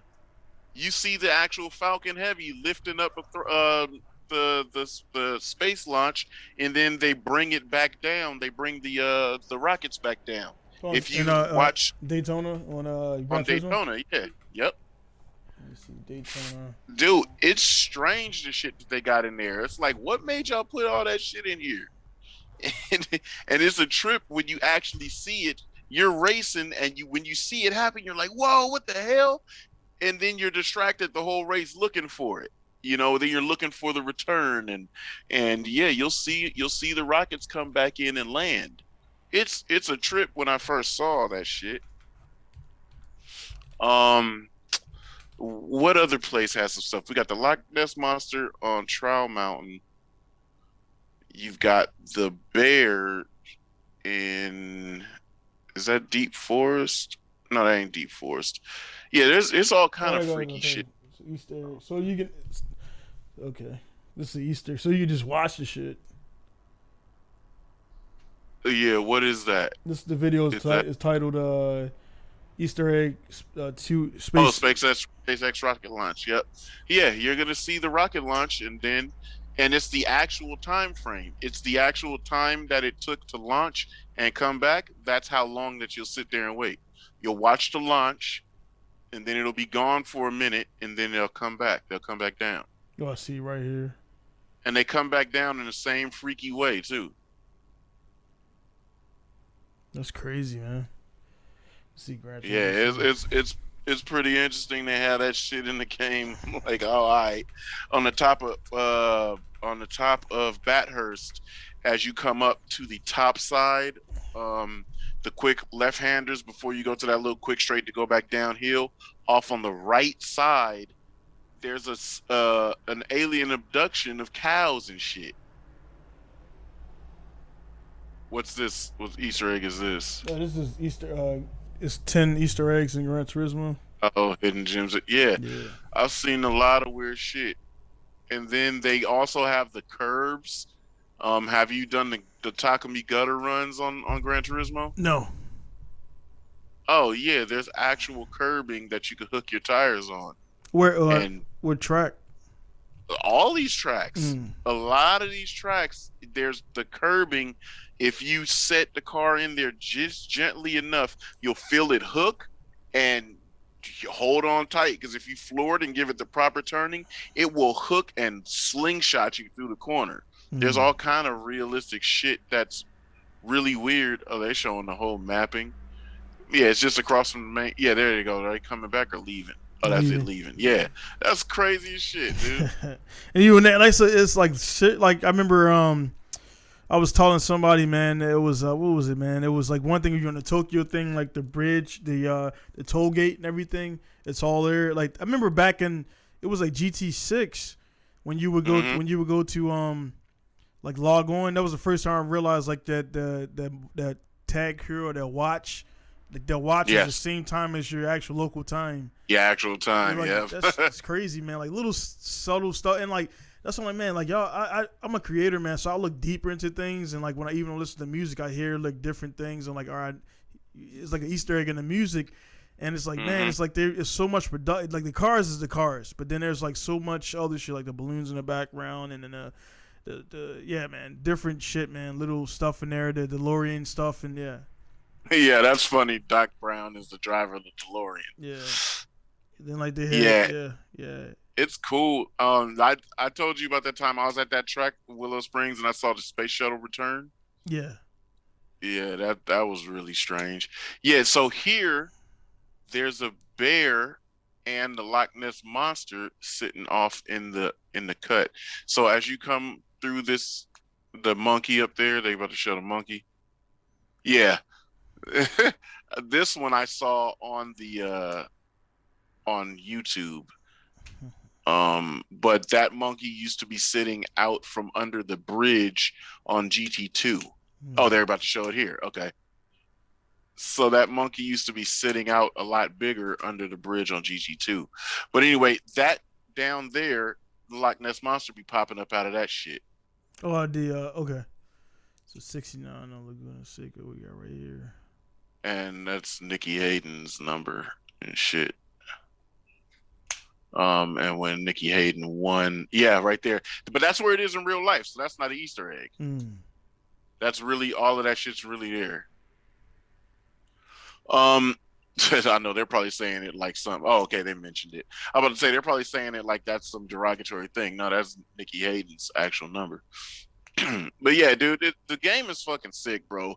And that's where I was like at the debate until I understood. My apologies, man, but he's not the one that passed away, or did he not? Yeah, died in a bicycle accident. Right. Yeah. Some dude. Okay, yeah, they're gonna show the UFO on top of Brands Hatch. Yeah, they got all. I mean, not Brands Hatch, but Bathurst.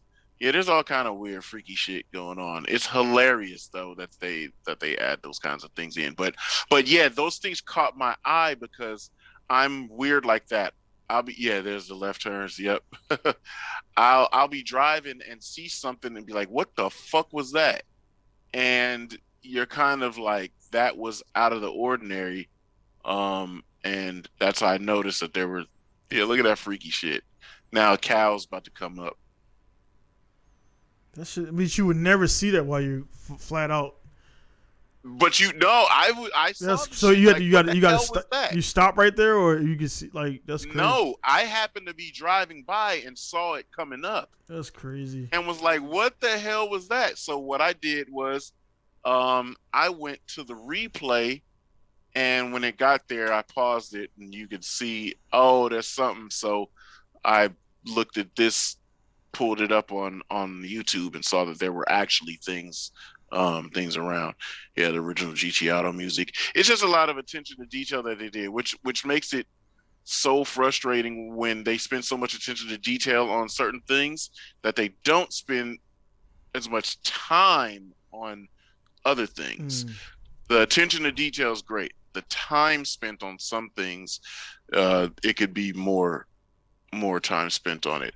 Have you seen the engines blow up? No. Dog, people's engines are blowing up. Like, since when? I don't know. I guess it's a thing. So people are tuning these cars to the moon. This dude was driving and he was going flat the hell out, and he was on Route X going flat out, turbo spooling. Guy was hauling ass. And then all of a sudden, the car went and the red indicator on the engine came up. He Oof. blew his motor. The motor was blown. Yeah. And I'm like, what the hell? Like, they're adding in all of this shit, and Well, that's what it makes sense because I know. mean when you run out of fuel, it's like you Yeah, get the thing. So like you definitely can do it, man. but he showed that he didn't have a dirty oil. He had just did an oil change and everything. It wasn't terrible. His engine just blew. It just shut off, shut down. And when he went to the next race, it was okay. It was good to go. But when you went to see like the life of your stuff, it didn't say what's it say, exceptional, good, or normal or something. It was in the yellow. So his engine life was in the yellow. So he had to end up doing the motor upgrade, buying the new engine, and it added in.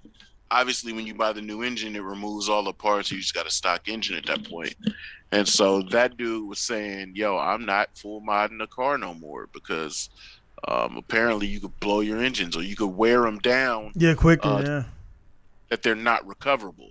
Like, remember, you could wear it down, you lose horsepower, then you do an oil change, and it's cool. Mm. Well, now you could wear it down, lose horsepower, you do an oil change, some horsepower will come back, but it'll still be wearing down. Mm. You got to get on the engine rebuild and rebuild the engine in a certain usage, or the damage is now permanent, and then you got to replace the motor, which I found to be hilarious on this fucking game.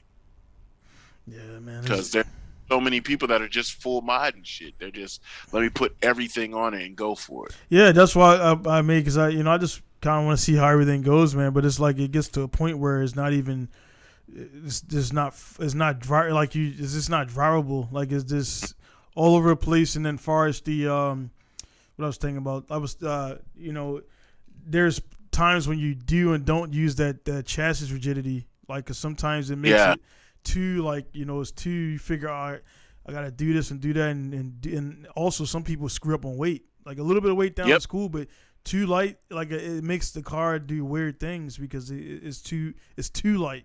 So now on the front end Well, it's then you lifting. have to change more dramatic at that point. Yeah. It's more you're going to use all of the spring frequency instead of just half or a quarter of that range and shit like that. And that's the thing. It's, you think, oh, I just made it lighter. This setting should be fine. It drove fine before. Yeah, it drove fine before with the weight, and that's how everything worked in harmony. Now you Right. got to change the whole fucking setup. Yeah, people really don't peep the because I know because I wasn't really looking at it too much the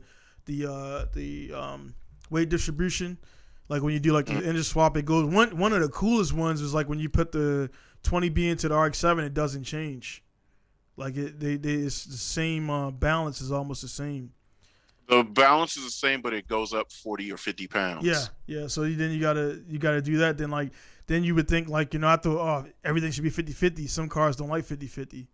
It's like it's weird. So, did you do the 787B swap in the FD? Yeah, I did it. It was kind of Do you yeah, notice how hard it is to turn the car yeah, now? yeah, yeah. Because it has more rotating mass in the front of the car. Mm. The car turns really weird, and I'm like, that's brilliant that they did that. But yeah, that's a lot of people. It's going to take a lot of time for them to figure out how to tune the car, because you're going to think, oh, it only added 40 pounds and it's got way more power, but why is it handling different? It should handle the same. Well, that's why that stupid bit of math that they decided to make realistic Mm. is now biting you in your ass. So it's Yeah. tougher to turn the car. Yeah, it drank a lot, man. I was like expecting to make a little bit of changes, but like, yeah, you got to spend time. Like somebody just run a 5 minute, somebody ran like a 5 minute lap on Nurburgring. So it's like what's the Lancia? Yeah, the Lancia with the VR38 Yeah, swap. And I hate how he steers and gasses it with that controller. It's like I could yeah, I can tell. tell. Yeah, yep. Yeah, it's like, God damn. I almost wanted to do it, but I don't want to ruin one of my Lancias. Mm. because I don't have that many Lancias. I think I got 2. Yeah, mine is it's cool. I was like, all right, man. It just kind of you see Nürburgring. Yeah, but it was. I think some of the swaps are cool. The Scudo, I like the sound of it, but that thing just fucking turns into it's weird, man. Like you gotta how to drive that Scudo. Like I like the way it sounds and that engine in there, but like the control of it is like, yeah, I'm not gonna spend no time tuning this damn thing. Yeah, it's tough to drive. You have to drive it in oversteer, in lag. Yeah. It's a tough car to handle. But it's cool. Um a lot of my cars, like I was driving with Drew and them, and Drew's like, "What the fuck? Why is your car braking differently? Why is the car doing this, that?" So I sent in one of my tunes, and he's like, "Man, you did this with the weight distribution and this and that," and I was like, "Yeah, literally, you don't. It's not drastic, right?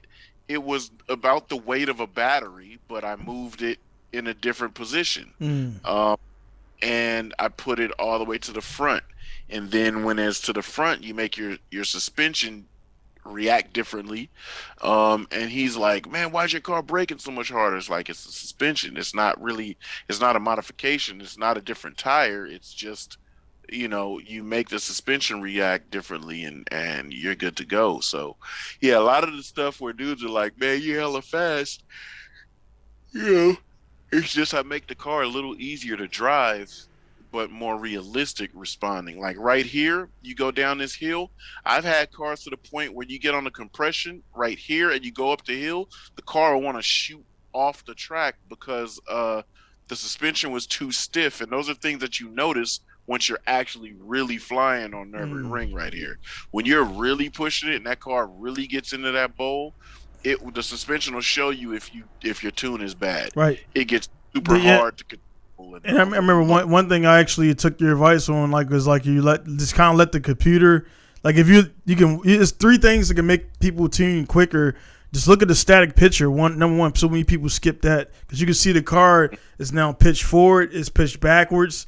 Like you want it to be like level. So like the RX-7, when I put the the RX-7, the back, the back was somehow down and the front had a gap in it.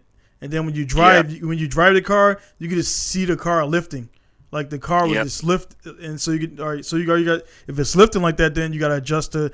So many people don't realize the counterbalance. If you make the front stiff, the rear is going to do this. If you make the rear stiff, the front's going to do this. So you just got to a little bit stiffen it up and let the computer drive it. And like if they drive it and they just like all over the place with it, you're just like, that shit is not good. Is bad, yeah. Baby. So it's kind of cool, man. It's like little stuff, man. Like, and then the biggest thing is if you're driving it and you see black through your fender, that means it's too fucking low.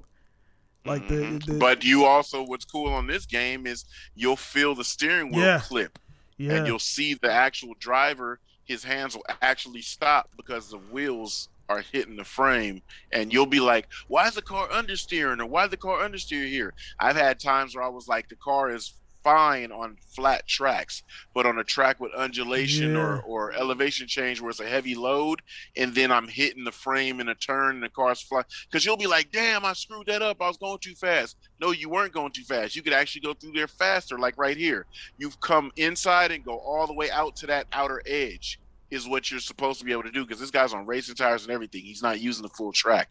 But because of maybe how the load is on the tires and it hits the frame, the car needs to be raised a little bit more. So in that portion of track, when you're flying through the goddamn course and you load up a lot of suspension, you're not gonna clip the tires onto the frame and throw your whole run. Like he just bounced out of the He didn't enter it right.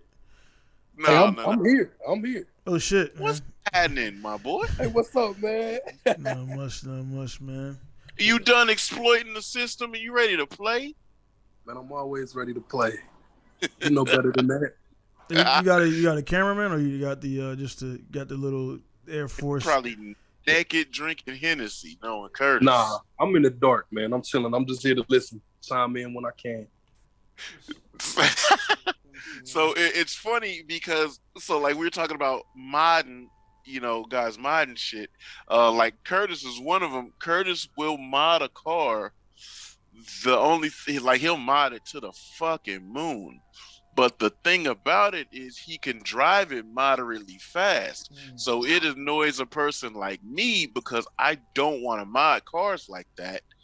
And then it's just like, but damn, I got to rise to the challenge. I got to have something when these fools was pulling out these fast ass cars. So I've been really having to do that the last couple of days. Well, I haven't been on all week, but the last week we were playing, it was all race tires and modding the hell out these cars. No, man, but I seen Kurt over there putting 3 wheels up the track there, man. You had a debate on that. I was doing what I had to do, man. Yeah. But speaking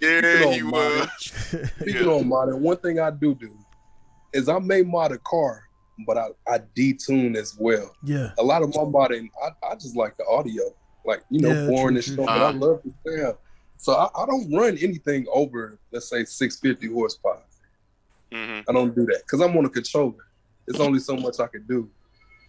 Yeah, man, you got to get a wheel, dude. You got, because I like because you're fast on the controller, and like you're not. It's not like you got to relearn. Like it's actually easier on that wheel because you really got that. You really have that that brake foot. You can do left foot braking and all that stuff, and like little inputs. So if you go through that chicane and like you go quick left right, of course your controller's gonna go full left, full right, unless you got. Kurt, do you use the Are you using the analog or the motion shit that happens? I use the analog. Okay, yeah, because that makes. I remember, me, man. I've been with the WitchCon so long, and I was laying down doing the glitch day. I was just being lazy as shit the last Sunday, and I modded the car laying down, and then I'm using the fucking D-pad. I'm like, oh fuck, man, I ain't used a D-pad in like so long. that wheel is just like left, right, and the car is rocking and shit. I'm like, nah, son. I did a whole lap on Evergreen with a controller. I'm like. That's shit. And you were turning with the D-pad? Yeah. This ain't Super Nintendo, bro. What you doing? I mean, I haven't used the controller to race since race since like GT3, man. Like I've been GT2.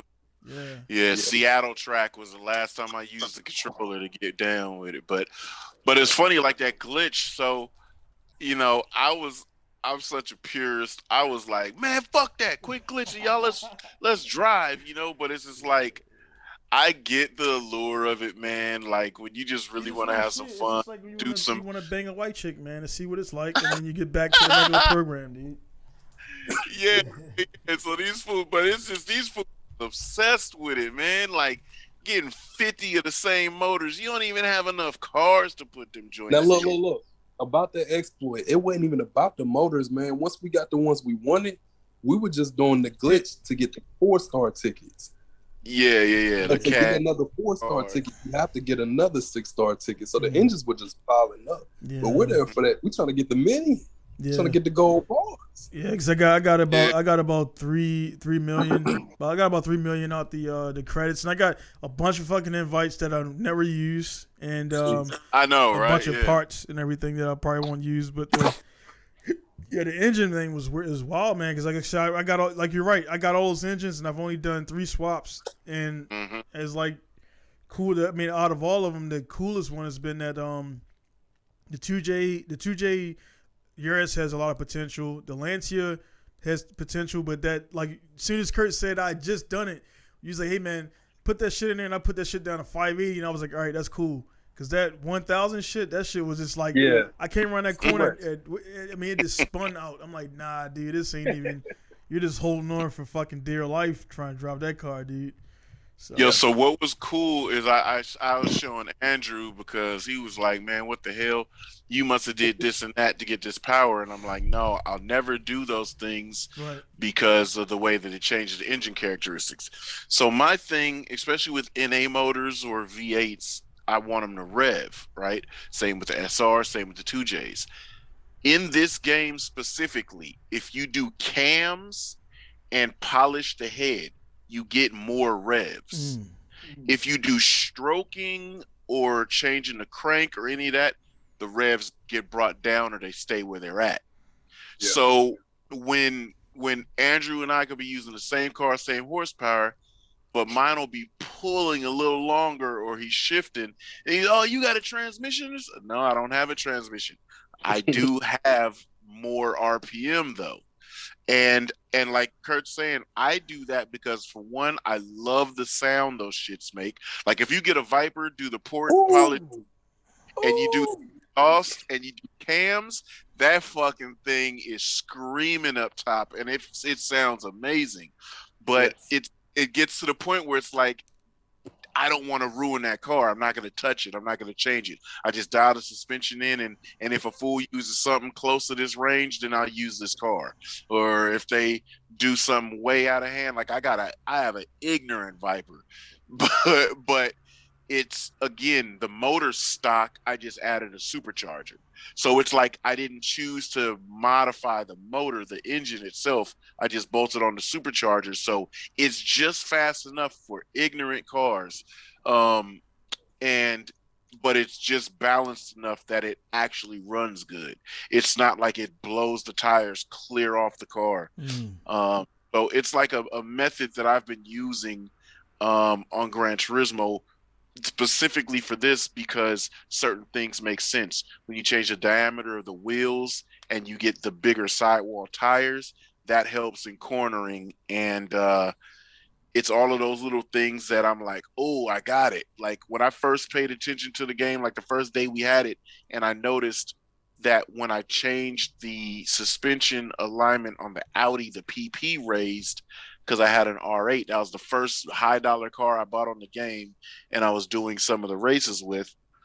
I noticed I was out of the range of the PP, and that was solely because I tuned the suspension. You know what I mean? So it's like, oh, when I found that shit out, I started paying attention. What changed it? Okay, toe changed it, diff changed it, ride height changed it. The alignment changed it this many points or that many points, or you had to get really drastic on the alignment for the points to raise in a positive way, but you knew how drastic that alignment was. If there was tire wear on the race, your tires are going to be destroyed in like a lap or two. Like it was shit like that. So I started playing with everything, dealing with the ride height. If you pitch the nose up, 35 right there. Yeah, if you pitch the nose up, drop the PP, well, then fool got the LS7 twin turbo. That's what I was going to say now, because I did a couple of those drag. I haven't been into that top. What's that top menu order, like the missions?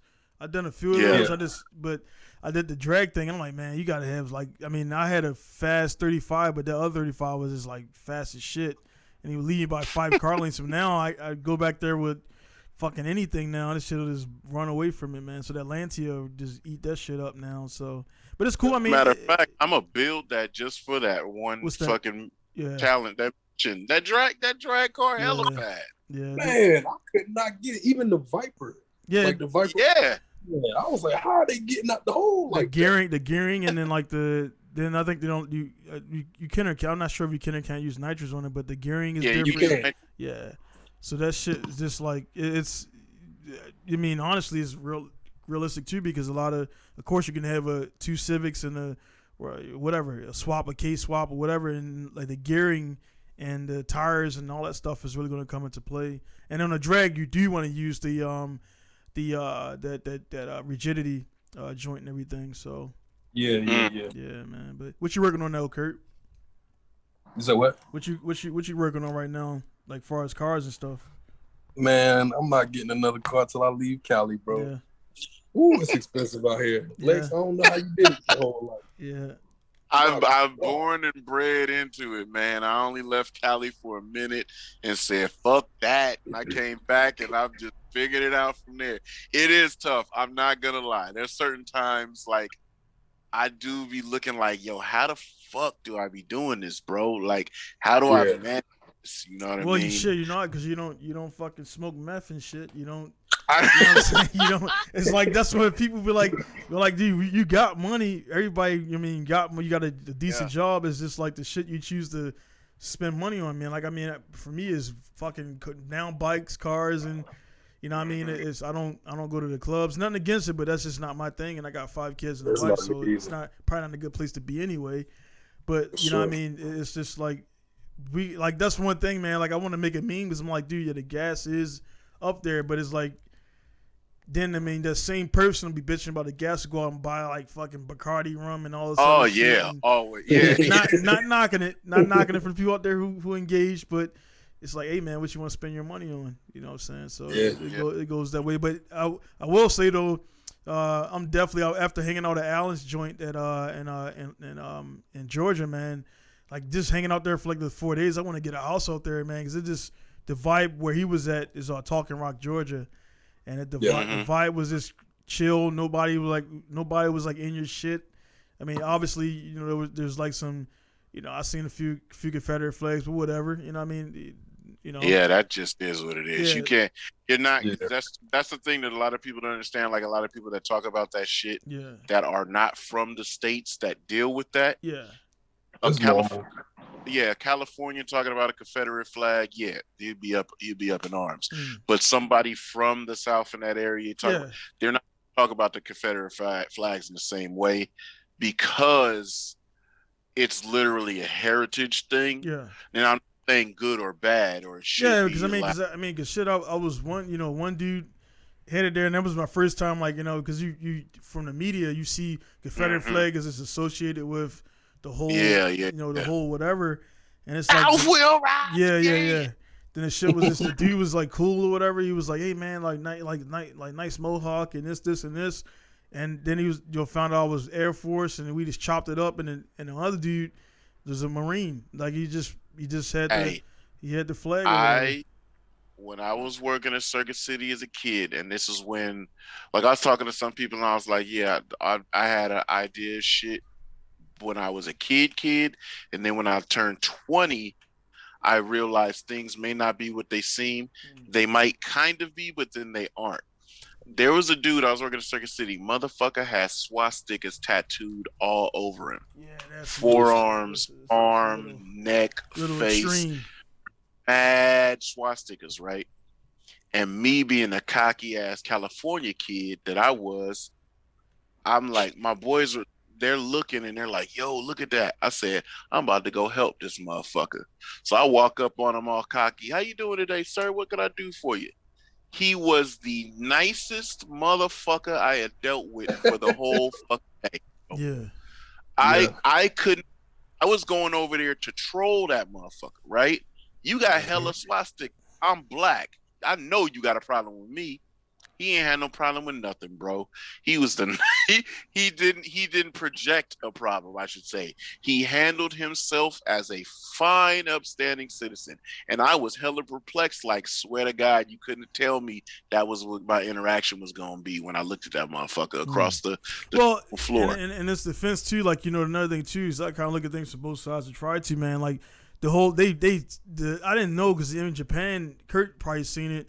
On a drainage things, they got the swastikas all over because it means like a Banji. Yeah. Well, no, they got it from India. In India, it was like a symbol of like peace or tranquility or whatever the fuck, something like that. And then they just kind of stole it and then made it their own. That kind of like the whole. Remember, ISIS, the company turned to ISR right after the ISIS shit. It was like that was not a bet. It wasn't looking good for their publicity to ISIS to be hitting motherfuckers, and they're like, oh, we got to sell on ISIS parts. Like, dude. The fuck is same as Corona? Yeah, you know, Corona kind of changed their whole marketing scheme after the actual virus. And the Corona over here is an HVAC company. Like they sell fucking air conditioners. So that's hilarious. So like so their shit kind of went down, and the Japanese still on it, man. Japanese gonna be like the last country to come off this shit. They still on it. They're full up, you know, quarantine shit. Yeah, I'm like, man. So I told my wife, man, I'm getting tired of talking about this shit, man. So we got to get back to it. I mean, I'm back. I don't even, I kind of stopped wearing them, man. Like, I just kind of. Yeah, I just have mine hanging off my ear. If a motherfucker looks like they want to ask me as I'm walking in, I just put it up. They don't even, they got the signs up here. And the convenience stores is where I go. I go to Home Ec, which is like a Home Depot type store. And nobody, they don't fucking say nothing. You know what I mean? Obviously, if you're coughing or doing whatever, they're gonna do whatever they gotta do, man. But it is what it is on there. But yeah, man. Hey, Kurt, though, I know you got this. You bringing those kids in the Air Force, man. You be telling them like, hey, man, get that V6 Charger. or get that. It's like that's the army. Hurt the reason why everybody got these V6 Chargers and Ultimates. No, man. No. That's you don't even give them a bonus. You don't give them a bonus no more. You get them motherfuckers a voucher to the nearest Nissan dealership or a Dodge dealership. Nah, that's the Army, man. That's the Army. Yeah, that's the Army. They straight up be hitting like they're like, nah, don't get the V8, man. That's for the E9s and shit. You get the you get the game with a V6 with fucking 30% interest rates and shit. Like, dude, man, nah. I seen it happen. I had a troop when I was in Texas. He went on his lunch break, came back home with a 2008 Pontiac Sosa, this little convertible. Yeah. Oh, God.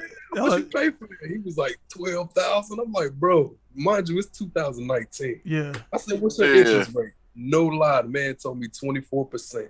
I was like, are you serious? But he's like, did it have had the LS in it?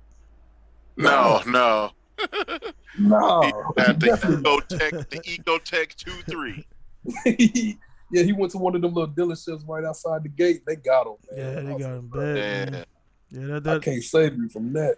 Nah, I mean, that's not your job, man. Like, that's, you know what I mean? Like, you just got to do what you got to do, and that comes down to family. That's how you're raised. Like, I mean, I remember when I was growing up and going to, like, the Food Lion or whatever, my mom was like, you know, they had these little calculators on there and shit, and I was like, what the fuck you doing? Just put that shit in the car. She's like, nah, I know what I'm going to pay when I get to the register. That way you don't look like a dumbass when you know you got how much money you got in your purse. Or this is before that. Like, one thing I do is, like, you know, I go to, like, the store, and even though I know it's money on the card that I'm using, I just pull up the app real quick to make sure, because I went in there and the fucking shit from between me walking from my car to the BX, some shit had cleared, and I bought like and so I'm charging the car, and there's people behind me, and I'm like, fuck it, I'm like, all right, man, take that shit off, because all I had was that money for US, because I gotta do the yen shit, you know, so I take the money to US, take it out real quick, and all I had was like, I think about $60 on this card left, and the shit, some shit cleared, and I got there, and I'm like, man, my bad, can you take that off? And I'm like, fuck, man, you know what I mean? So it's that's just kind of embarrassing no matter how you cut it. And definitely, I know you've seen that shit a bunch, Kurt. When you go to the shop at the motherfucker, hey man, can you scan it again? Like, hey man, I don't think it's on. I don't think you got it, dude. Man, that's the worst feeling, man. That's the worst feeling. Yeah. Or like when they send you TDY and then you go back and then your card is locked because you were traveling. Oh my. Yeah, man, that shit. It didn't have to be a long ass line and maybe a couple good looking chicks in there, and then the cashier chick looked good too, and you like, damn, man. That shit. I know, and she's looking at you like a broke boy. Oh yeah. Like, nah, hold on. Shit. No.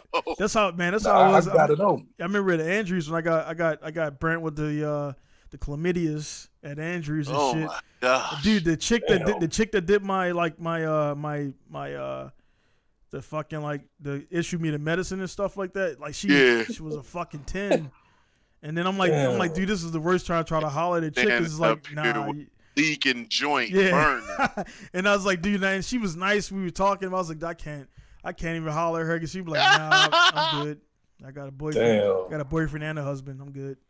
So it's like, oh god damn it. Yeah, man. I learned my lesson on that though. One and done. So it's like, shit. That's so unfortunate, man. Oh yeah, man. It's like, man, I was in denial for about 4 days on that shit. Then I was like, man, I peed in that cup, and that shit had, like, I could see the fucking organisms and shit. Oh, that's crazy. Yeah, like I ain't need that boy had a rabbit patch. Yeah, I ain't need a fucking microscope or nothing. I was like, I can see. Yeah, I'm like, all right, yeah, I'm cool. God damn. Shit's floating around in there and shit. Like, damn, military 101, dude. It's military.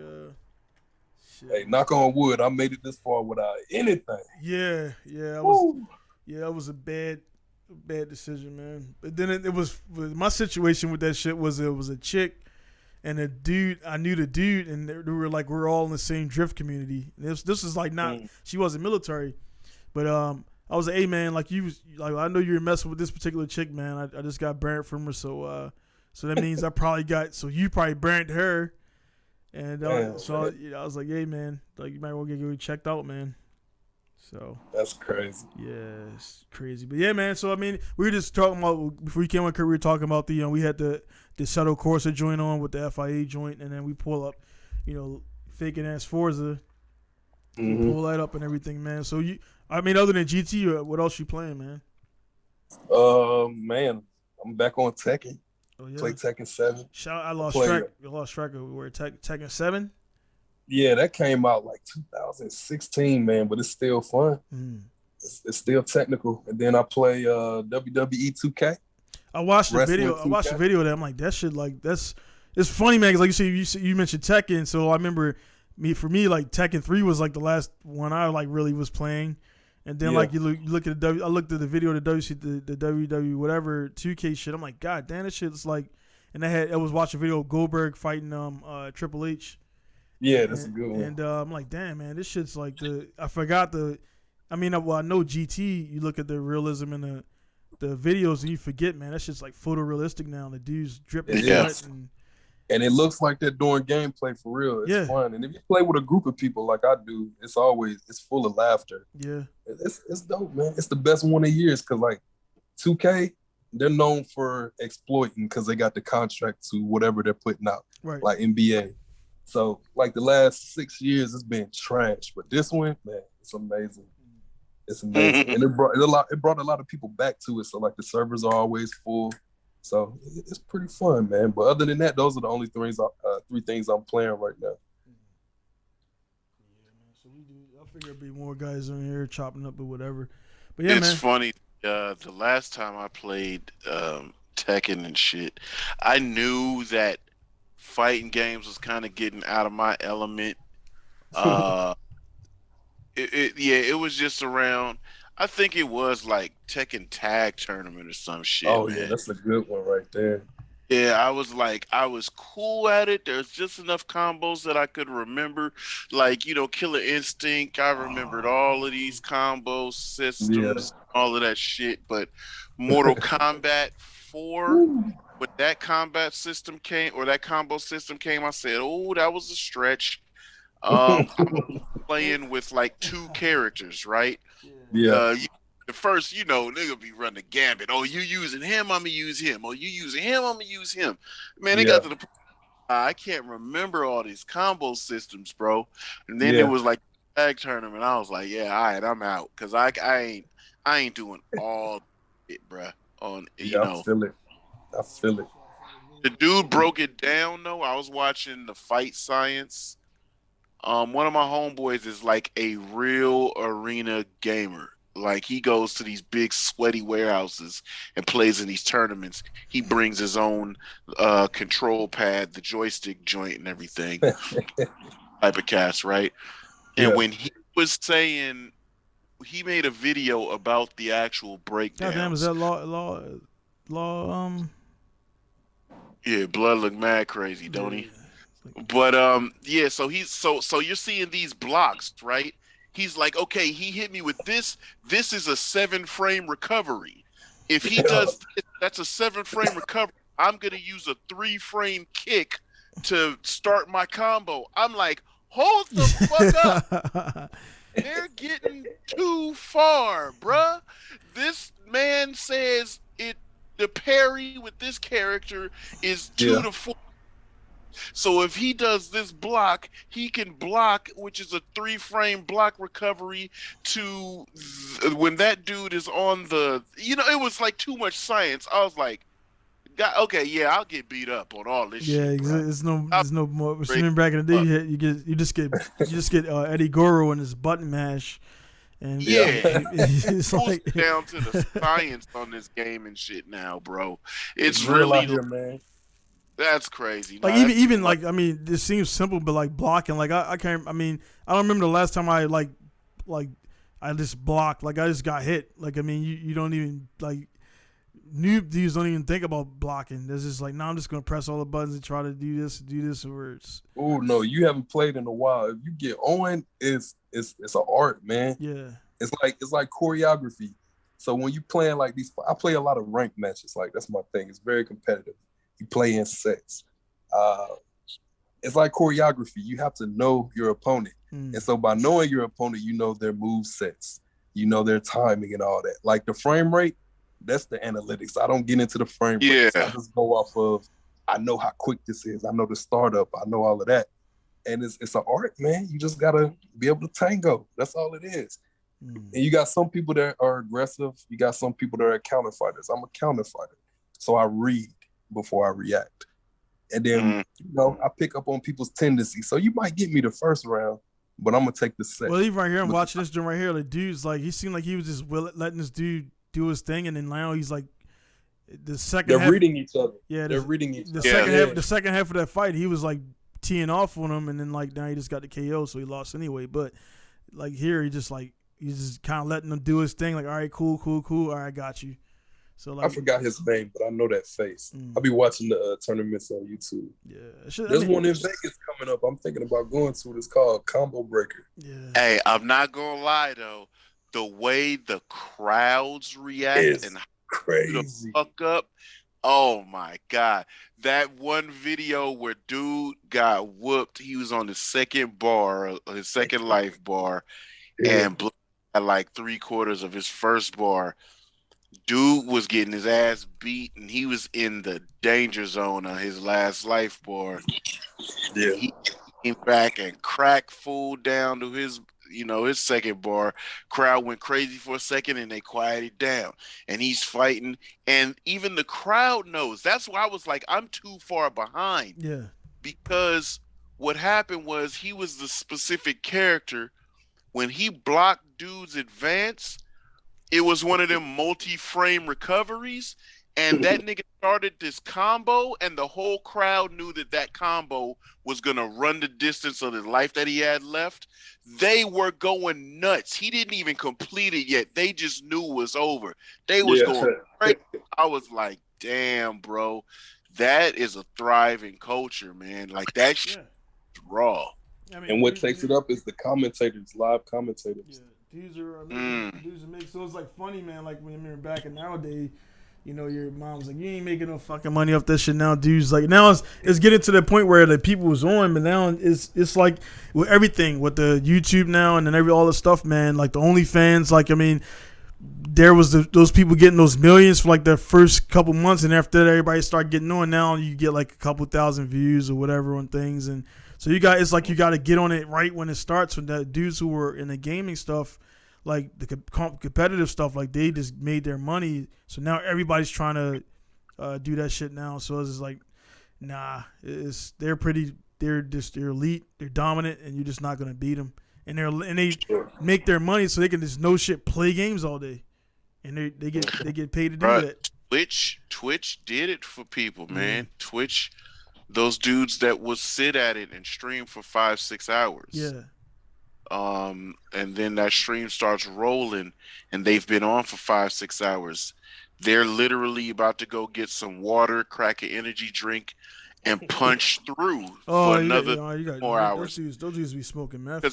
Because they're like, yo, the stream is cracking now.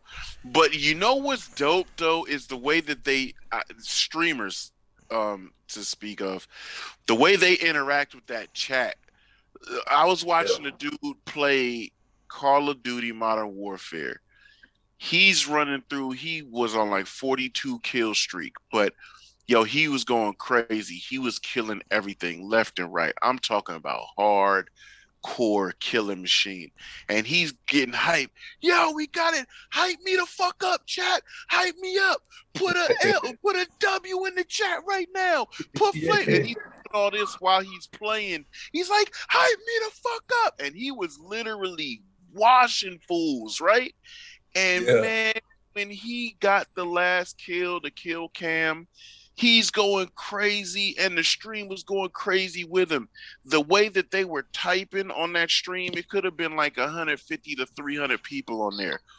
I mean, every single one of them was, it just was going crazy. I was like, damn, that's where these cats like Ninja or whoever, these high-end streamers, all these dudes that are the best. Right here, man. That's the what they walk around. Game, yeah, the graphics is crazy. But that's where they walk around and they're like, yeah, I'm the fucking man. Because I have a community of like 400 and 500 people that really rep my shit and really support me. And it's like, can't tell him he ain't the fucking man when he live. When he live, shit, that chat scroll is going. You know what I'm saying? Mm-hmm. It's pretty dope, man. I love it. Yeah, guys, I've had a few requests on my YouTube that I'll be streaming the races on. Guys are requesting commentary because I always go with my mic off because I'm either listening to music or you just hear the fan going or something. But guys started requesting commentary, and I'm like, damn, if I kind of did want to grow like that community of it, maybe that would benefit. But it's like, damn, I be in the thick of it, bro. I be, you know what I'm saying? Like I be really just trying to keep these races flawless for one and exciting for two. You know what I mean? Not fuck up my ranks, because that's most frustrating. You have a whole day that you just have fucked up races, and you're frustrated because your rank is falling and you're squandering good opportunities, and oh man, you start seeing yourself getting lined up with them fucking scrubs, and then they're gonna drive terribly. But you know how easy it is for you to do that?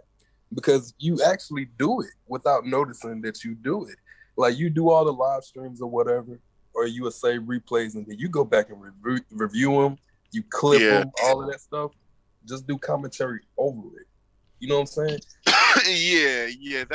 And that's what I thought about when I did it. I said, yeah, maybe I should do the commentary over the replays, and that would be cool. That would probably be like really dope. You offered a lot of insight too, man. Like you were talking about all the little intricate details that you pay attention to, and then you would hop in the chat with us and you would tell us these things, and I'm like, damn, I never really noticed that. And then we try it out when we see it. So now if you do these voiceovers on your replays and then tell what you're saying, you're going to take off, man, because people are Googling, searching all these things that you're talking about. And then you're letting people like Slap Train get all the play. He's trash. He done about him. He's trash, man. He's trash. You would clean him up. Yeah, I had to I kind of got into it with him a little bit on the chat and everything, because it was right when it came out, and he was like, it was that, remember that maybe 2-3 updates ago before they fixed the graphics and I mean the grip 1.4, and they were just like, oh man, this is over, this and this and this.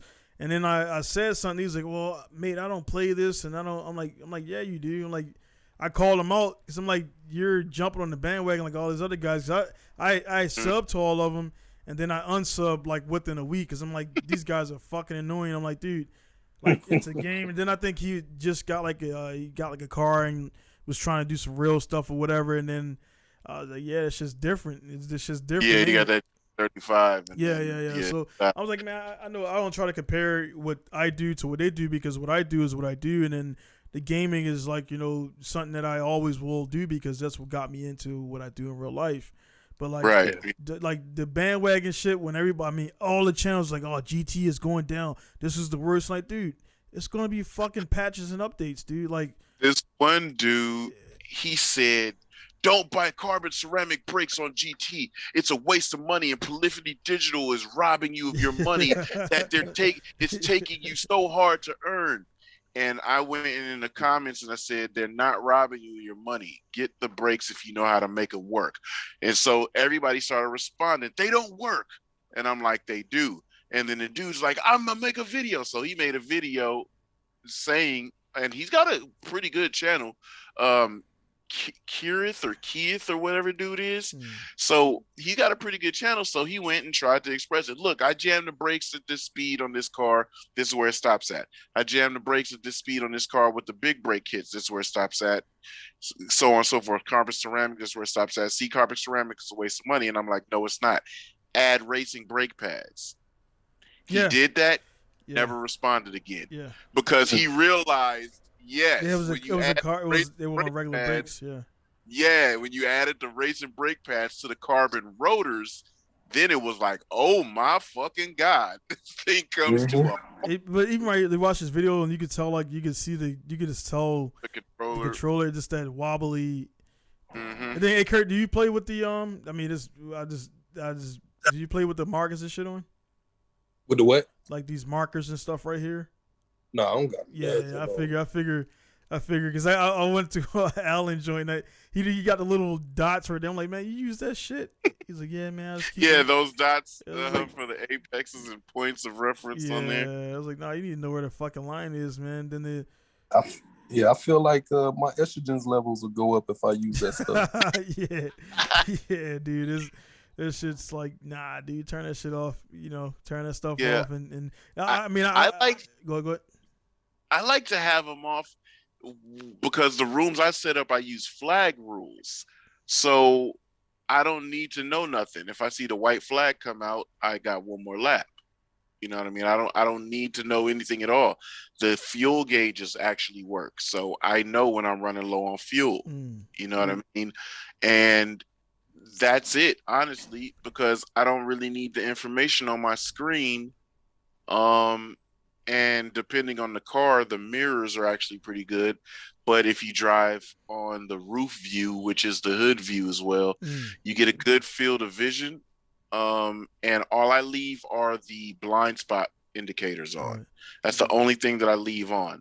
And because it doesn't really show up like the other games. It's down there by the tack and the speedo if you use it. So also on this game, have y'all noticed that if you drive close to somebody, that edge of the screen will go shadowed? I remember you said that last time. I noticed that too. The one thing I noticed recently, I'm not sure it was a patch because I told Alan about it because he had got the G29. He said, I'm just going to use the paddles. I'm like, dude, I was telling him like, actually the other day you can't. I was driving the Subaru the Group 3. And like you can't use it's locked out. I don't know if this is mine, but you can't use the shifter if it's a paddle shift. It has to be paddle shifted. If it's oh really? Yeah, they just. I've always just innately did that. If I'm driving a Corvette, I will use the clutch. Right. Driving a Viper, I'll use the clutch. If it's a F430, I use the paddle. So I've just randomly always done that. I didn't know that they did that. The thing is, if you use a shifter back then. Well, not update. If you use a shifter when it's a paddle, the actual thing it almost slips the. It's like the clutch is held in. Yeah. And and then if you use the paddle for H pattern, it does the same thing. So it penalizes you almost for using. You can shift way faster with the clutch. Yeah. So they kind of So I was like, yeah, dude, don't do that. And he did it, and he noticed it's going on. Like, yeah, you're losing 1/10 of a second, but it shit adds up every shift.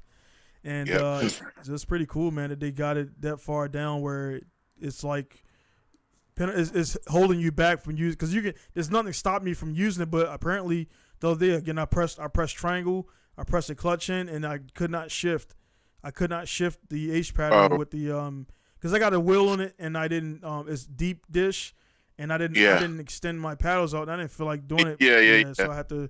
But yeah, you had to use the paddles, man. I was like, that's pretty. If you use the Ferrari, if you use the F430, and you let off of the gas, you can't shift up.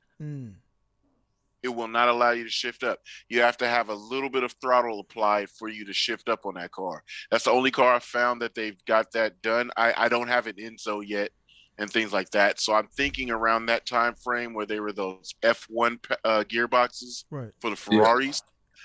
That might be a consistent thing, but I know the 430 does it. You cannot shift up if you're not on throttle. And that boy takes lap to the death. Yeah. And there's just cars like, I like driving on that game, and it's the way they sound, the way they handle, the way they feel. Shit's way too cool. They need to give me VR. I must have VR on. What's the deal with the? Are they planning on rolling it out soon? Or because the second VR setup is coming out. So I'm hoping they add to it. Shit, man, I just got the VR, the current VR, so I'm probably not gonna get that for like a few more years. I got other shit to buy, but we'll see. But that I was just gonna say about the VR stuff, but what was I gonna say, man? The swaps and everything else. Like I say, I was kind of saying on the group, man. It was like one of those things where it's like, man, I wanted to get it, and then the glitch came, and it's kind of cool because I'm like, now I don't care about the swaps anymore. It's like I'll just do the regular shits, man. because they're just it takes too much time to get the car back to like the way it's supposed to operate. And it just I'm like, nah, I've done a lot of, and then for me it's definitely because I've done a lot of swaps in real life, and I'm like, yeah, spring this and a little bit of damper and you're off to the races. I don't gotta redesign the whole fucking car, you know what I mean? It's just kind of crazy, so I'm over it. Yeah, only a couple of them I like. Which ones do you like? You know the 300ZX. Oh yeah, the 300ZX5. Yeah. I did that. Yeah. I did that one. The MR2 with the R8 engine is perfect. I didn't like that much. Man, it handles so well for me. Well, I already got an MR2 that handles super good, and when I put that motor in, I thought that it was going to get a better sound. Okay. And the performance that it had, because I left it stock, I haven't modified it. The performance that motor had versus what the 3S GTE was doing when I had it in there, this motor seems way more muted. It is fast, but it seems like it's way more muted, and it didn't give me the sound I thought. I should go in and try a couple of different exhausts and see if it actually changes up. But yeah, I didn't get like, oh, this is about to be cracking. Like the 3UZ, I wish could have went into something other than the crown. And that's what I'm hoping that. That's what I mean. This is the reason why I stockpile, because I'm hoping that later on they're gonna unlock. You know what I mean? They're gonna do to be able to put in more things. Man, I'm like, bro, like you can put a fucking 13B engine in an S13, like in real life, like it. Yeah. Like I mean, you can put a fucking 13B into a Miata, blah blah blah, whatever. Like it would have been cool if they allowed you to put the 13B into that what's the Miata? And if you go to a dealership and it has the graphics and shit on it, the ND? It's not the ND, but the NB, but it has the race spec one. Oh yeah. Yes. Yeah. The Gran Turismo touring car. Yeah, the touring car. I'm like, bro, I'd rather swap the engine into that one versus a regular fucking NB. It's like, bro, I was so pissed I couldn't put that 3-rotor in an RX-8. I'm like, why wouldn't I be able to put this? That's what I'm saying. So we were on the same page. I'm like, bro, if I could swap this, I could swap that, and hopefully they'll expand the thing. But I'm thinking I'm trying to contact the dude who makes like the whatchamacallit. I'm like, dude, hey man, work with me. I can fucking give you all the specs. I mean, I shot my shot. They probably weren't. PD is they are. Them motherfuckers keep it tight. If they want to work with you, they'll contact you. But other than that, they don't. You can't just hit them up. So they like, fuck social media. I don't want to talk to none of y'all. So I hit the dude up. I actually messaged a dude who does like the graphics, and he ain't gonna respond. So, but that shit's. I was mad you couldn't put that 787 in the what's that tuner RX-7, the FD? Oh, I tried that one too, bro. Yeah, I was mad because I was got like, the arrow. Yeah. Yep. That's why I was like, yeah, nah, fuck all that. It's weird. It's weird. That would have been great. FC, the Aria Mimia FD, and RX-8, those are all 13Bs. Why can you only put that motor in an FD? For sure. Aside from everything else that has the same motor. I think they tried to keep, the PP classes balanced. Yeah. Because, some of those cars reach over the 900 threshold. Yeah. Easily. And now you're talking Group 1 cars at that point, I mean, shit, that's what I was saying. I wish we could share the files, because my 34, when I first modded it to the Witchcom, it was kind of weird, and like it would fucking go inside and tires be spinning. But now, dude, I can drive that. I got that 34 completely maxed out. And I could drive that shit full throttle, like I don't gotta drive like a bitch and let out. I can full throttle that car and it goes where I wanted to go. But hopefully they come up with a system where we can no shit. Like, cause I'm like, honestly, if you take a picture, I'm like, I don't want to fucking look at my phone and look at the thing. I want to, if the tune's just there, just share the tune and upload it, and then Kurt LS whatever SWAT can just upload that shit. It's not like they don't got the technology to do it, and then that way you can share tune. I mean, fucking, hey, you can fucking even, let's say you got an end game, like you can sell your tunes to another motherfucker. Like that, but that'll be too much like Forza. They don't want to. Oh yeah. Is that Forza does that? Yeah, you can build a car and then you put it up for auction. Well, we did. We had that. What GT was that? We could sell the T4 and 5. Yeah. I was like, you could sell the cars and they. You could gift them. You can sell the cars, but can you sell the setup? You can gift. You can give somebody your setup. That's how I was getting away with a lot of hex shit. The swaps, yeah. Need tons of cars. I would change the hex, tune it, and it would be perfectly set up. And it's like you shouldn't need to change nothing, at all. Because I had that 787. I had that 787B with an R26B Prowler. Mm-hmm. That shit was dope, man. Oh yeah. I remember that shit. That's crazy. That shit. I actually want one of those in real life, man. Because they're like that car. A Prowler. They're fucking. Well, I want to. Of course, I'm gonna swap it. Of course, you know.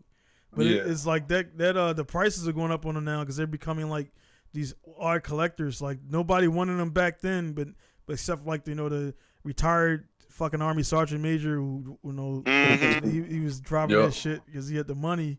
But now they're going up, man. I just want one because they just look odd as fuck. And then they had the V6 in it, I think. Yeah. Yeah, they did. That big ass car with that big ass rim had a fucking V6 in it. And then they was looking at the interior. Like the interior is like the same as like they were like the weird cheap ass interior, man, like plastic and all that stuff. But that's just it was a Dodge Neon interior. Right. Yeah. Neon. Trash. That's why I actually want on. Is the SRT on this game or not? No. We had that SRT before. We had amazing cars, GT5 and 6. Yeah. GT5 specifically, we had amazing cars. You had the SRT Neon, you had the Solstices, you had the SN95 Mustangs, S197 Mustangs. You had all kinds of incredible shit. First gen RX-7s. Even all the Tommy Kyber brand shit. Like we lost a ton of cars, man. We lost so many cars that it's like, okay, come on. We had the Shark Nose Camaros. We had the 2000 SS Camaros. Like all those kind of cars. Like imagine that. We've been doing all these engine swap shuffles. Give me one of those Shark Noses, and I'm stuffing that goddamn LS or that LT5 or LT7 in that joint. I'm going crazy with shit. Mm-hmm. It was like amazing cars that we had that they went so full detailed. They were like, we knocking off. Boom, trim the fat on all that. It's like, come on, bro. We had shit, dude. The old Datsun 510s, the 310s. Like car collecting on Gran Turismo back then, that 1,130 cars back then, that shit meant something, man. When you had that 1170 or 1,220, that just meant you had all of them plus a couple of duplicates. You was like, yeah, I'm lit. You got that. I almost won the P1 by one click. That I drove it in the thing. I like the way that P1 feels on the Gran Turismo. The McLaren P1? PTR? Yeah, the one right there. Yeah. I want that so bad. I don't feel like paying for it. I almost like that. I shit, know that shit. You try to time that fucking that thing doesn't have a system. I tried it like that little when you start slowing down, and it was a fucking. I won 10K, and the next one would have been a P1. I'm like, man, this motherfucker. Damn. Yeah, it was like, man, yeah. That's why I didn't feel bad. Yeah. The McLaren 650 is, if you drive the 650 GT3 car, you'll see that you could floor that car in a corner early. It does not pour power on. And then it's just like, if you floor it early on Apex, it just bleeds power in, and then it just goes crazy. So you go corners real fast. What? Well, it's one thing. That's why I kind of stay. I was telling Lex I did the sport thing the other day for the first time, and like you see the thing, it's like it's a trend, man. It's always people who like that shit kills me because everybody will get the same fucking car, and that's why I purpose get something else, right? Because they think that's they're like, nah, the Deuce is fast in it. And then it's like a trendy car, like everybody. But it's easy for them to drive. Yeah. That's why they're doing it. That's why they're getting them. Yeah. Because I come through, that's why I was showing that video with the Viper. I come through and was punching everybody in the eye with the Viper and then all of a sudden everybody have Vipers. Now this specifically the GT2, there's not many options. There's only the Toyota LC, I think it is, or is it a Supra? But it's the Toyota, it's the NSX, and it's the Skyline. Those are the only Super GT 500 cars. So there really isn't an option. But yeah, I hate that when everybody's in GTRs. It's like the GTR is not the exploit car. You could actually go really hard on the NSX, but the only problem I found with the NSX is with fuel consumption, it burns through fuel quickly. So, you know, it'll leave you with I think it's the LC 500 Super GT car or the Supra, whatever the Toyota is. But yeah, don't nobody want to use the cars are all the same class. Everybody wants to drive honestly, for me, like it was weird because I got into that one rut with the GT, the WTC 700, and then I tried a couple cars and it was weird that Supra, that the GR Supra or whatever, it was fast, but I just honestly, it was fast, but it just didn't sound cool. So I no shit didn't want to drive it because it didn't sound cool. Then I went back and got I went back and tweaked my R34. I won that the WTC 700 with my R34 street car.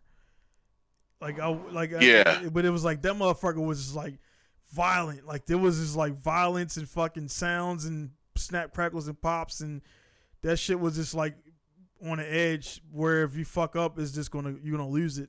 So honestly, was the Nürburgring joint. I actually got second in it because I'm like, bro, I'm not catching that dude in first. Like I tried 6 times, and I was like, fuck it, bro. We're gonna take I actually took silver in that shit, and I probably need to definitely go back and do it now with the fucking Lancia. But yeah, man, that shit was I just like the 34. That bitch was just wide, a street car running fucking Group 4 cars. Was pretty cool. Well, that's why I had Jupe on, and I told him, run me in a GR4. I got a C6 ZR1. It's tuned so fucking crazy, and then it's detuned, so it's only about 500 horsepower, but it's still street car weight-ish. And Jupe got in that Lance, or what is that Alfa Romeo GR4 car, which is the exploit GR4 car. No BOP. I had no BOP set, no restrictions. I'm just like, dude, get that car. Do your thing. Put it on race tires, put it on whatever the hell, race softs, whatever you feel like putting it on. Because I was just trying to see where that vet was. Man, that vet was so fucking fast. And it's not powerful. It's down to like 506 horsepower.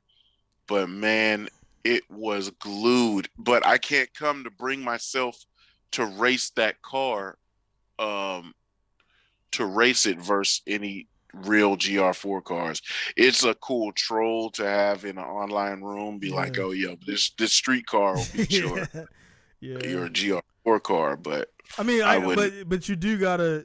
It's not. It's kind of like you. But I mean, honestly, like if anybody just grabbed that 34 and if anybody just grabbed it, once you get that one side to one side, just kind of got go into it, but he kind of stirred back the other way. With the but that car though, like I did have to tune it a bunch, so I wasted, instead of getting the Group 4 car, I wasted about an hour fucking tuning that car versus just getting one. I was like, let me see if I could do it, and it was like it was a cool feeling, but at the same time I did waste money, a lot of money and time getting that car up to spec where those cars are already there. Like they're already there. Dude, and you're trying to get up to that level. Yeah, I was just trying all of the GR4 cars. Bro, the Lamborghini is nuts. It's fast as hell, dude. The Porsche is fast when you get into a groove and you'll be like, there's no way I just did that lap time. But you're flying and you're driving the shit out of it. But the lap time that it produces for you, you're like, nah, ain't no way I just did that, bruh. But the Lambo is like, yo, I'm flying. And if I don't spin this thing out, I'm putting together one hell of a lap time. So I went through kind of all of them, and yeah, man, there's just some cars that are fast, but you could jump in other cars to compete with them, right? So like what the Lambo has on exit speeds and stability, it's bad with entry because it'll over rotate on you. Right. And probably understeer on you mid corner, where the Porsche is like just a point and shoot. It's like linear in, linear out. It just doesn't rev far, and it doesn't feel powerful. Yeah. Right. So what's your go, like, for group both of y'all? For group 3 and group 4? What's your go-to car when you got to use it? Mine has been the Viper in group 4.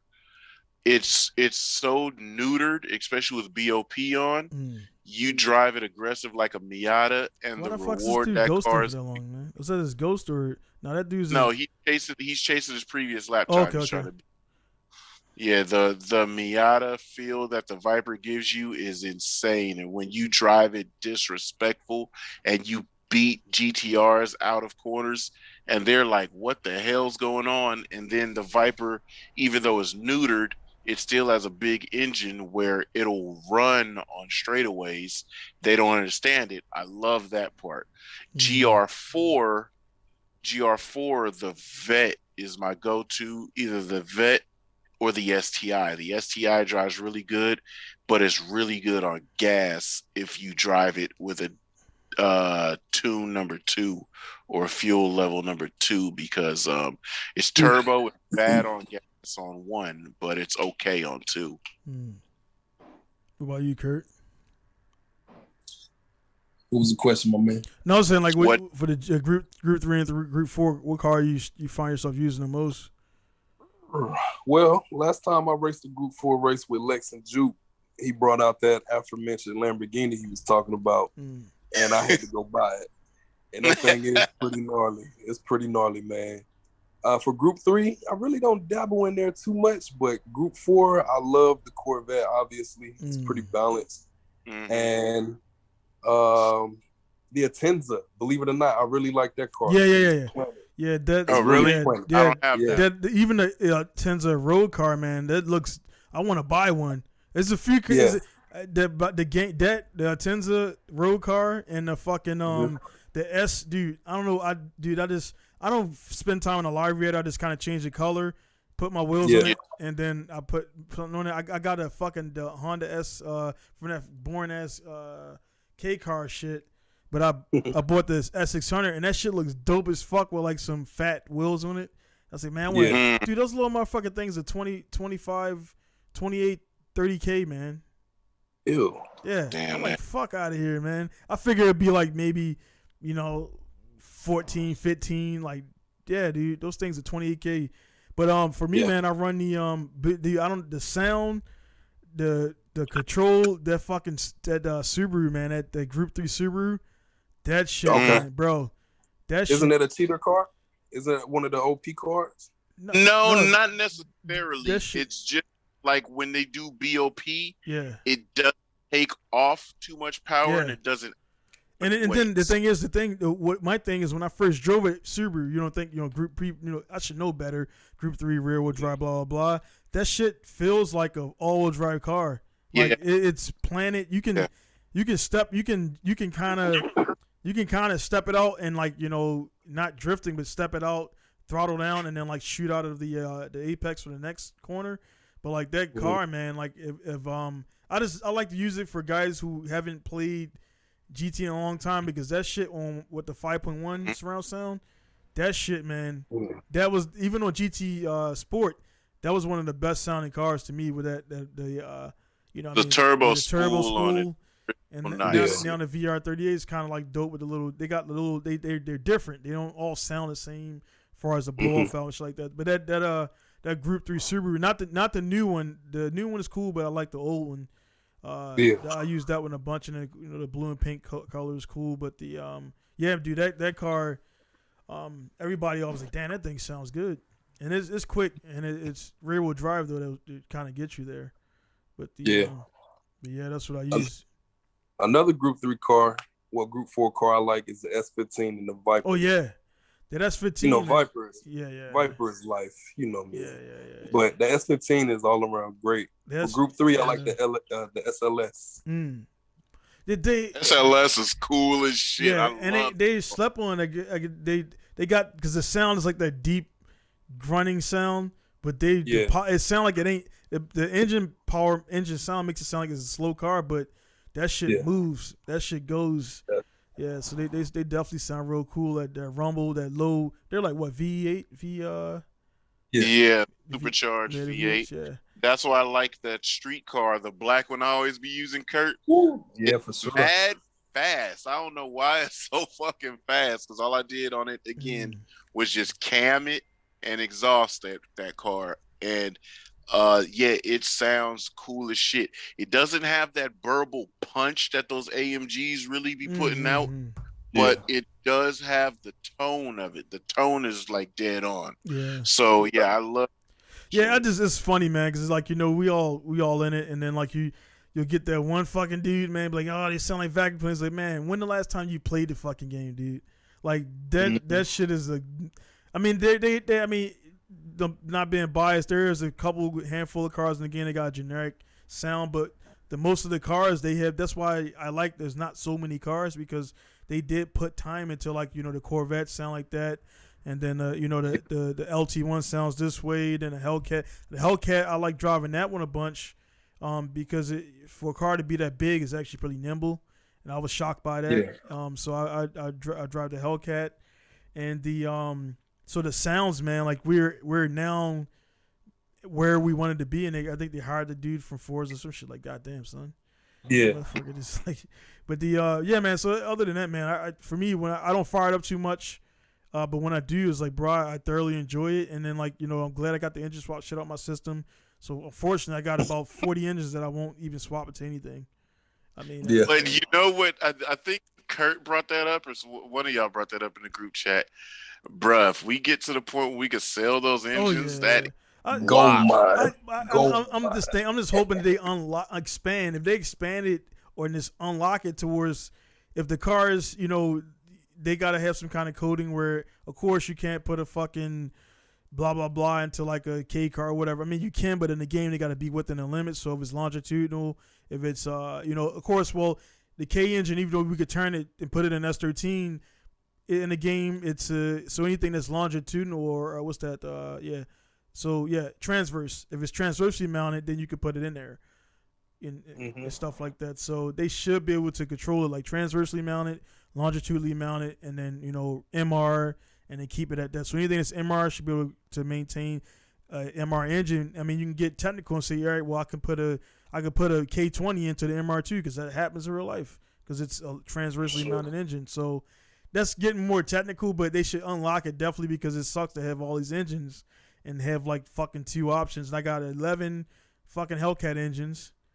You know what I'm saying? I got 12 LT1s. I'm like, come on, man. You know what I'm saying? I hate the Coyote. I do not. No, I got 8 Coyote. No, I got 15 Coyote engines. 50? 15. Oh, I was about to say, woo. No, I didn't go that shit. I spent a total of 3 hours doing the tickets, you know what I mean? So I got. I fell asleep doing it like 2 or 3 times. I thought I was the only one, man. Like I felt like I'm sitting there and I pressed the X and shit, and then I fall asleep in between the shit loading. I'm like, man, this shit's getting old. This is. I'm like, all right, I did it one more time, and then the other day I was like, all right, I'm good. I got enough money. I got enough engines. I'm good, man. So, Amen. Man, it lasted. They had a good run. They got about a week run, and they probably was like, all right, man, let them have it. Let them have it. They could have passed that shit at any fucking time, man. Oh, for sure. Yeah, I mean, it's cool. They took that away. We should be getting an update. It was for the best. Yeah. Next couple of weeks, we should get an update. Right, but I will ask you guys: did you see I didn't, because I'm not online a bunch. But did you see like the effects of people being able to do these swaps? Was a lot of goons? Because I didn't get online, or they just kind of got canceled. Well, yeah, it's bad because everybody wants to show off their car like it's unique, like nobody else got it. Yeah, like get the fuck out of here, bro. Yeah.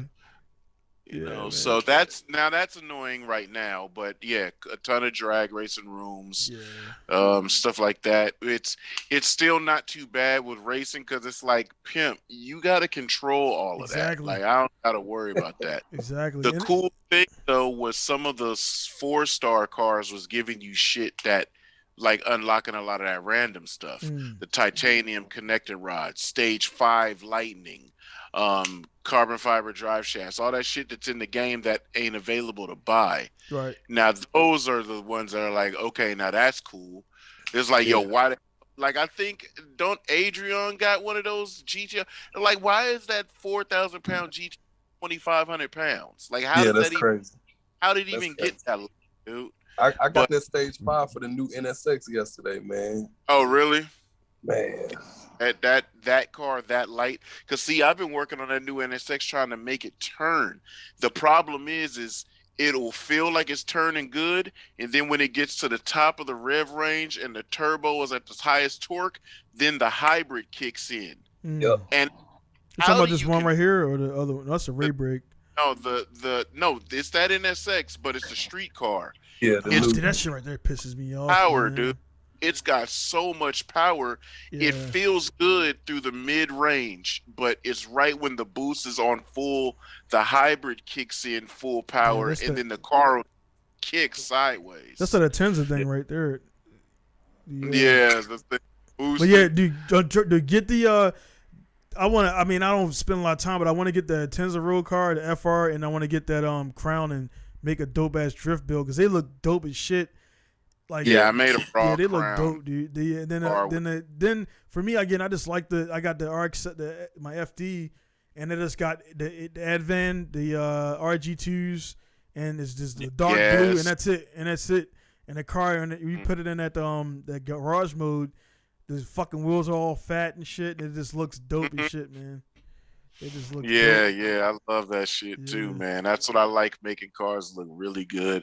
That's why it's funny. I'm right on the cusp of certain cars, like literally with the Supra. With the Supra, I slammed it and then I drove it. It hits frame, okay, raise it 3 millimeters. Hits frame, raise it 3 millimeters. Hits frame, raise it 3 millimeters. Cleared frame, go down 1 millimeter. It's cool until you dive bomb heavy on the brakes, then it'll clip. Okay, go up 1, and then that's the final height. I'm like, dude, it's got to be as low as possible where it doesn't clip frame, and that's where the cars stay. So all of my cars are right at the frame impact height. I run a little stiffer spring so that it doesn't do that on real heavy braking. And then other than that, that's it for the ride heights. It's got to be low. It's got to look good. I think every car I have is wide body except for 4 of them. Yeah, and I've got I'm glad you got the preview on it because a lot of times you look at it like, nah, it's better. Because I made some car wide body. It looked like shit. The MR2. The MR2. Oh, really? The MR2 looked legendary. I thought it looked good. I got 2 of them. Yeah, maybe because I didn't. Well, it was my fault because I didn't put the I didn't have wheels on it, and I didn't do it. I just looked at the preview, and sometimes the preview kind of it doesn't really show you because it's side by side, and then so I didn't do it, but I just had regular wheels in it too, so that might have been it. So what I do now is I kind of put the wheels on first. And then, do that stuff because if you put the wheels on and the suspension is stock, you got that big ass wheel gap and it really doesn't look cool. So you kind of got to lower it first and then put all that stuff in there. And then paint it. I will do the alignment and lower it. Then I'll go wide body it. And then I'll go put the wheels on and widen that out.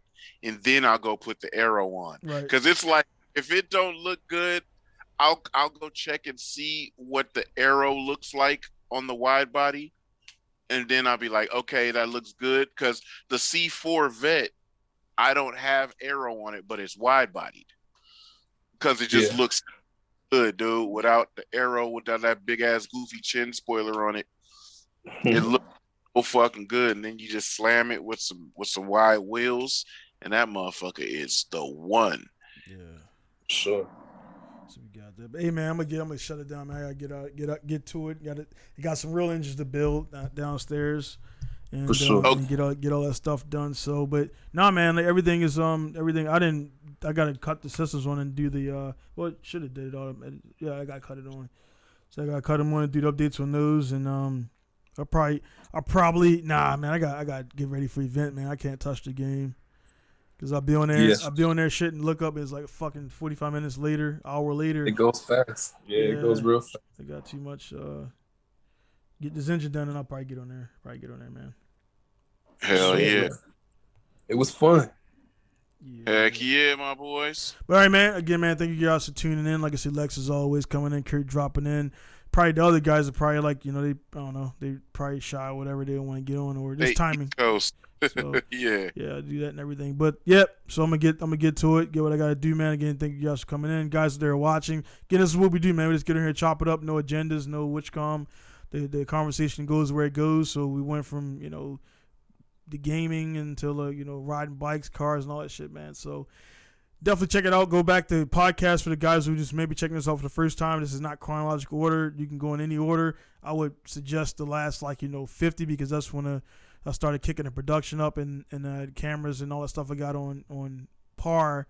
The ones before that I was kind of still figuring it out. So there was a kind of audio was off and the background didn't look as cool and stuff like that. So yeah, man. So guys, subscribe if you want, or do what you want to do and all that stuff. I don't care. I'm gonna do my thing forever. This is for my kids to look back at, and see how dad was or whatever. So that's why I do it. That's why I do these videos and stuff like that. Now look, and I don't need 1 million subscribers because I just don't need it. It's not my grind. So again, guys out there, be sure to send your questions and topics and stuff to podcast@pingostar.com. If you're looking to get on the podcast, promote something, podcast@pingostar.com, and then for business, download at pingostar.com. Don't DM me. I don't do DMs, man. So just email and get it done. You can't DM fucking Microsoft and get shit done. So I'm same way. So it's all good. But again, guys, thanks for tuning in. It's gonna be Diane signing out from Misawa, Japan, Pinku Star Garage. Lex is in Richmond, California, and Kurt's in California as well.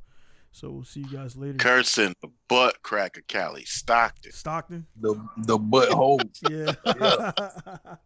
All right, guys. See you guys later. Peace. All right. Take care. All right.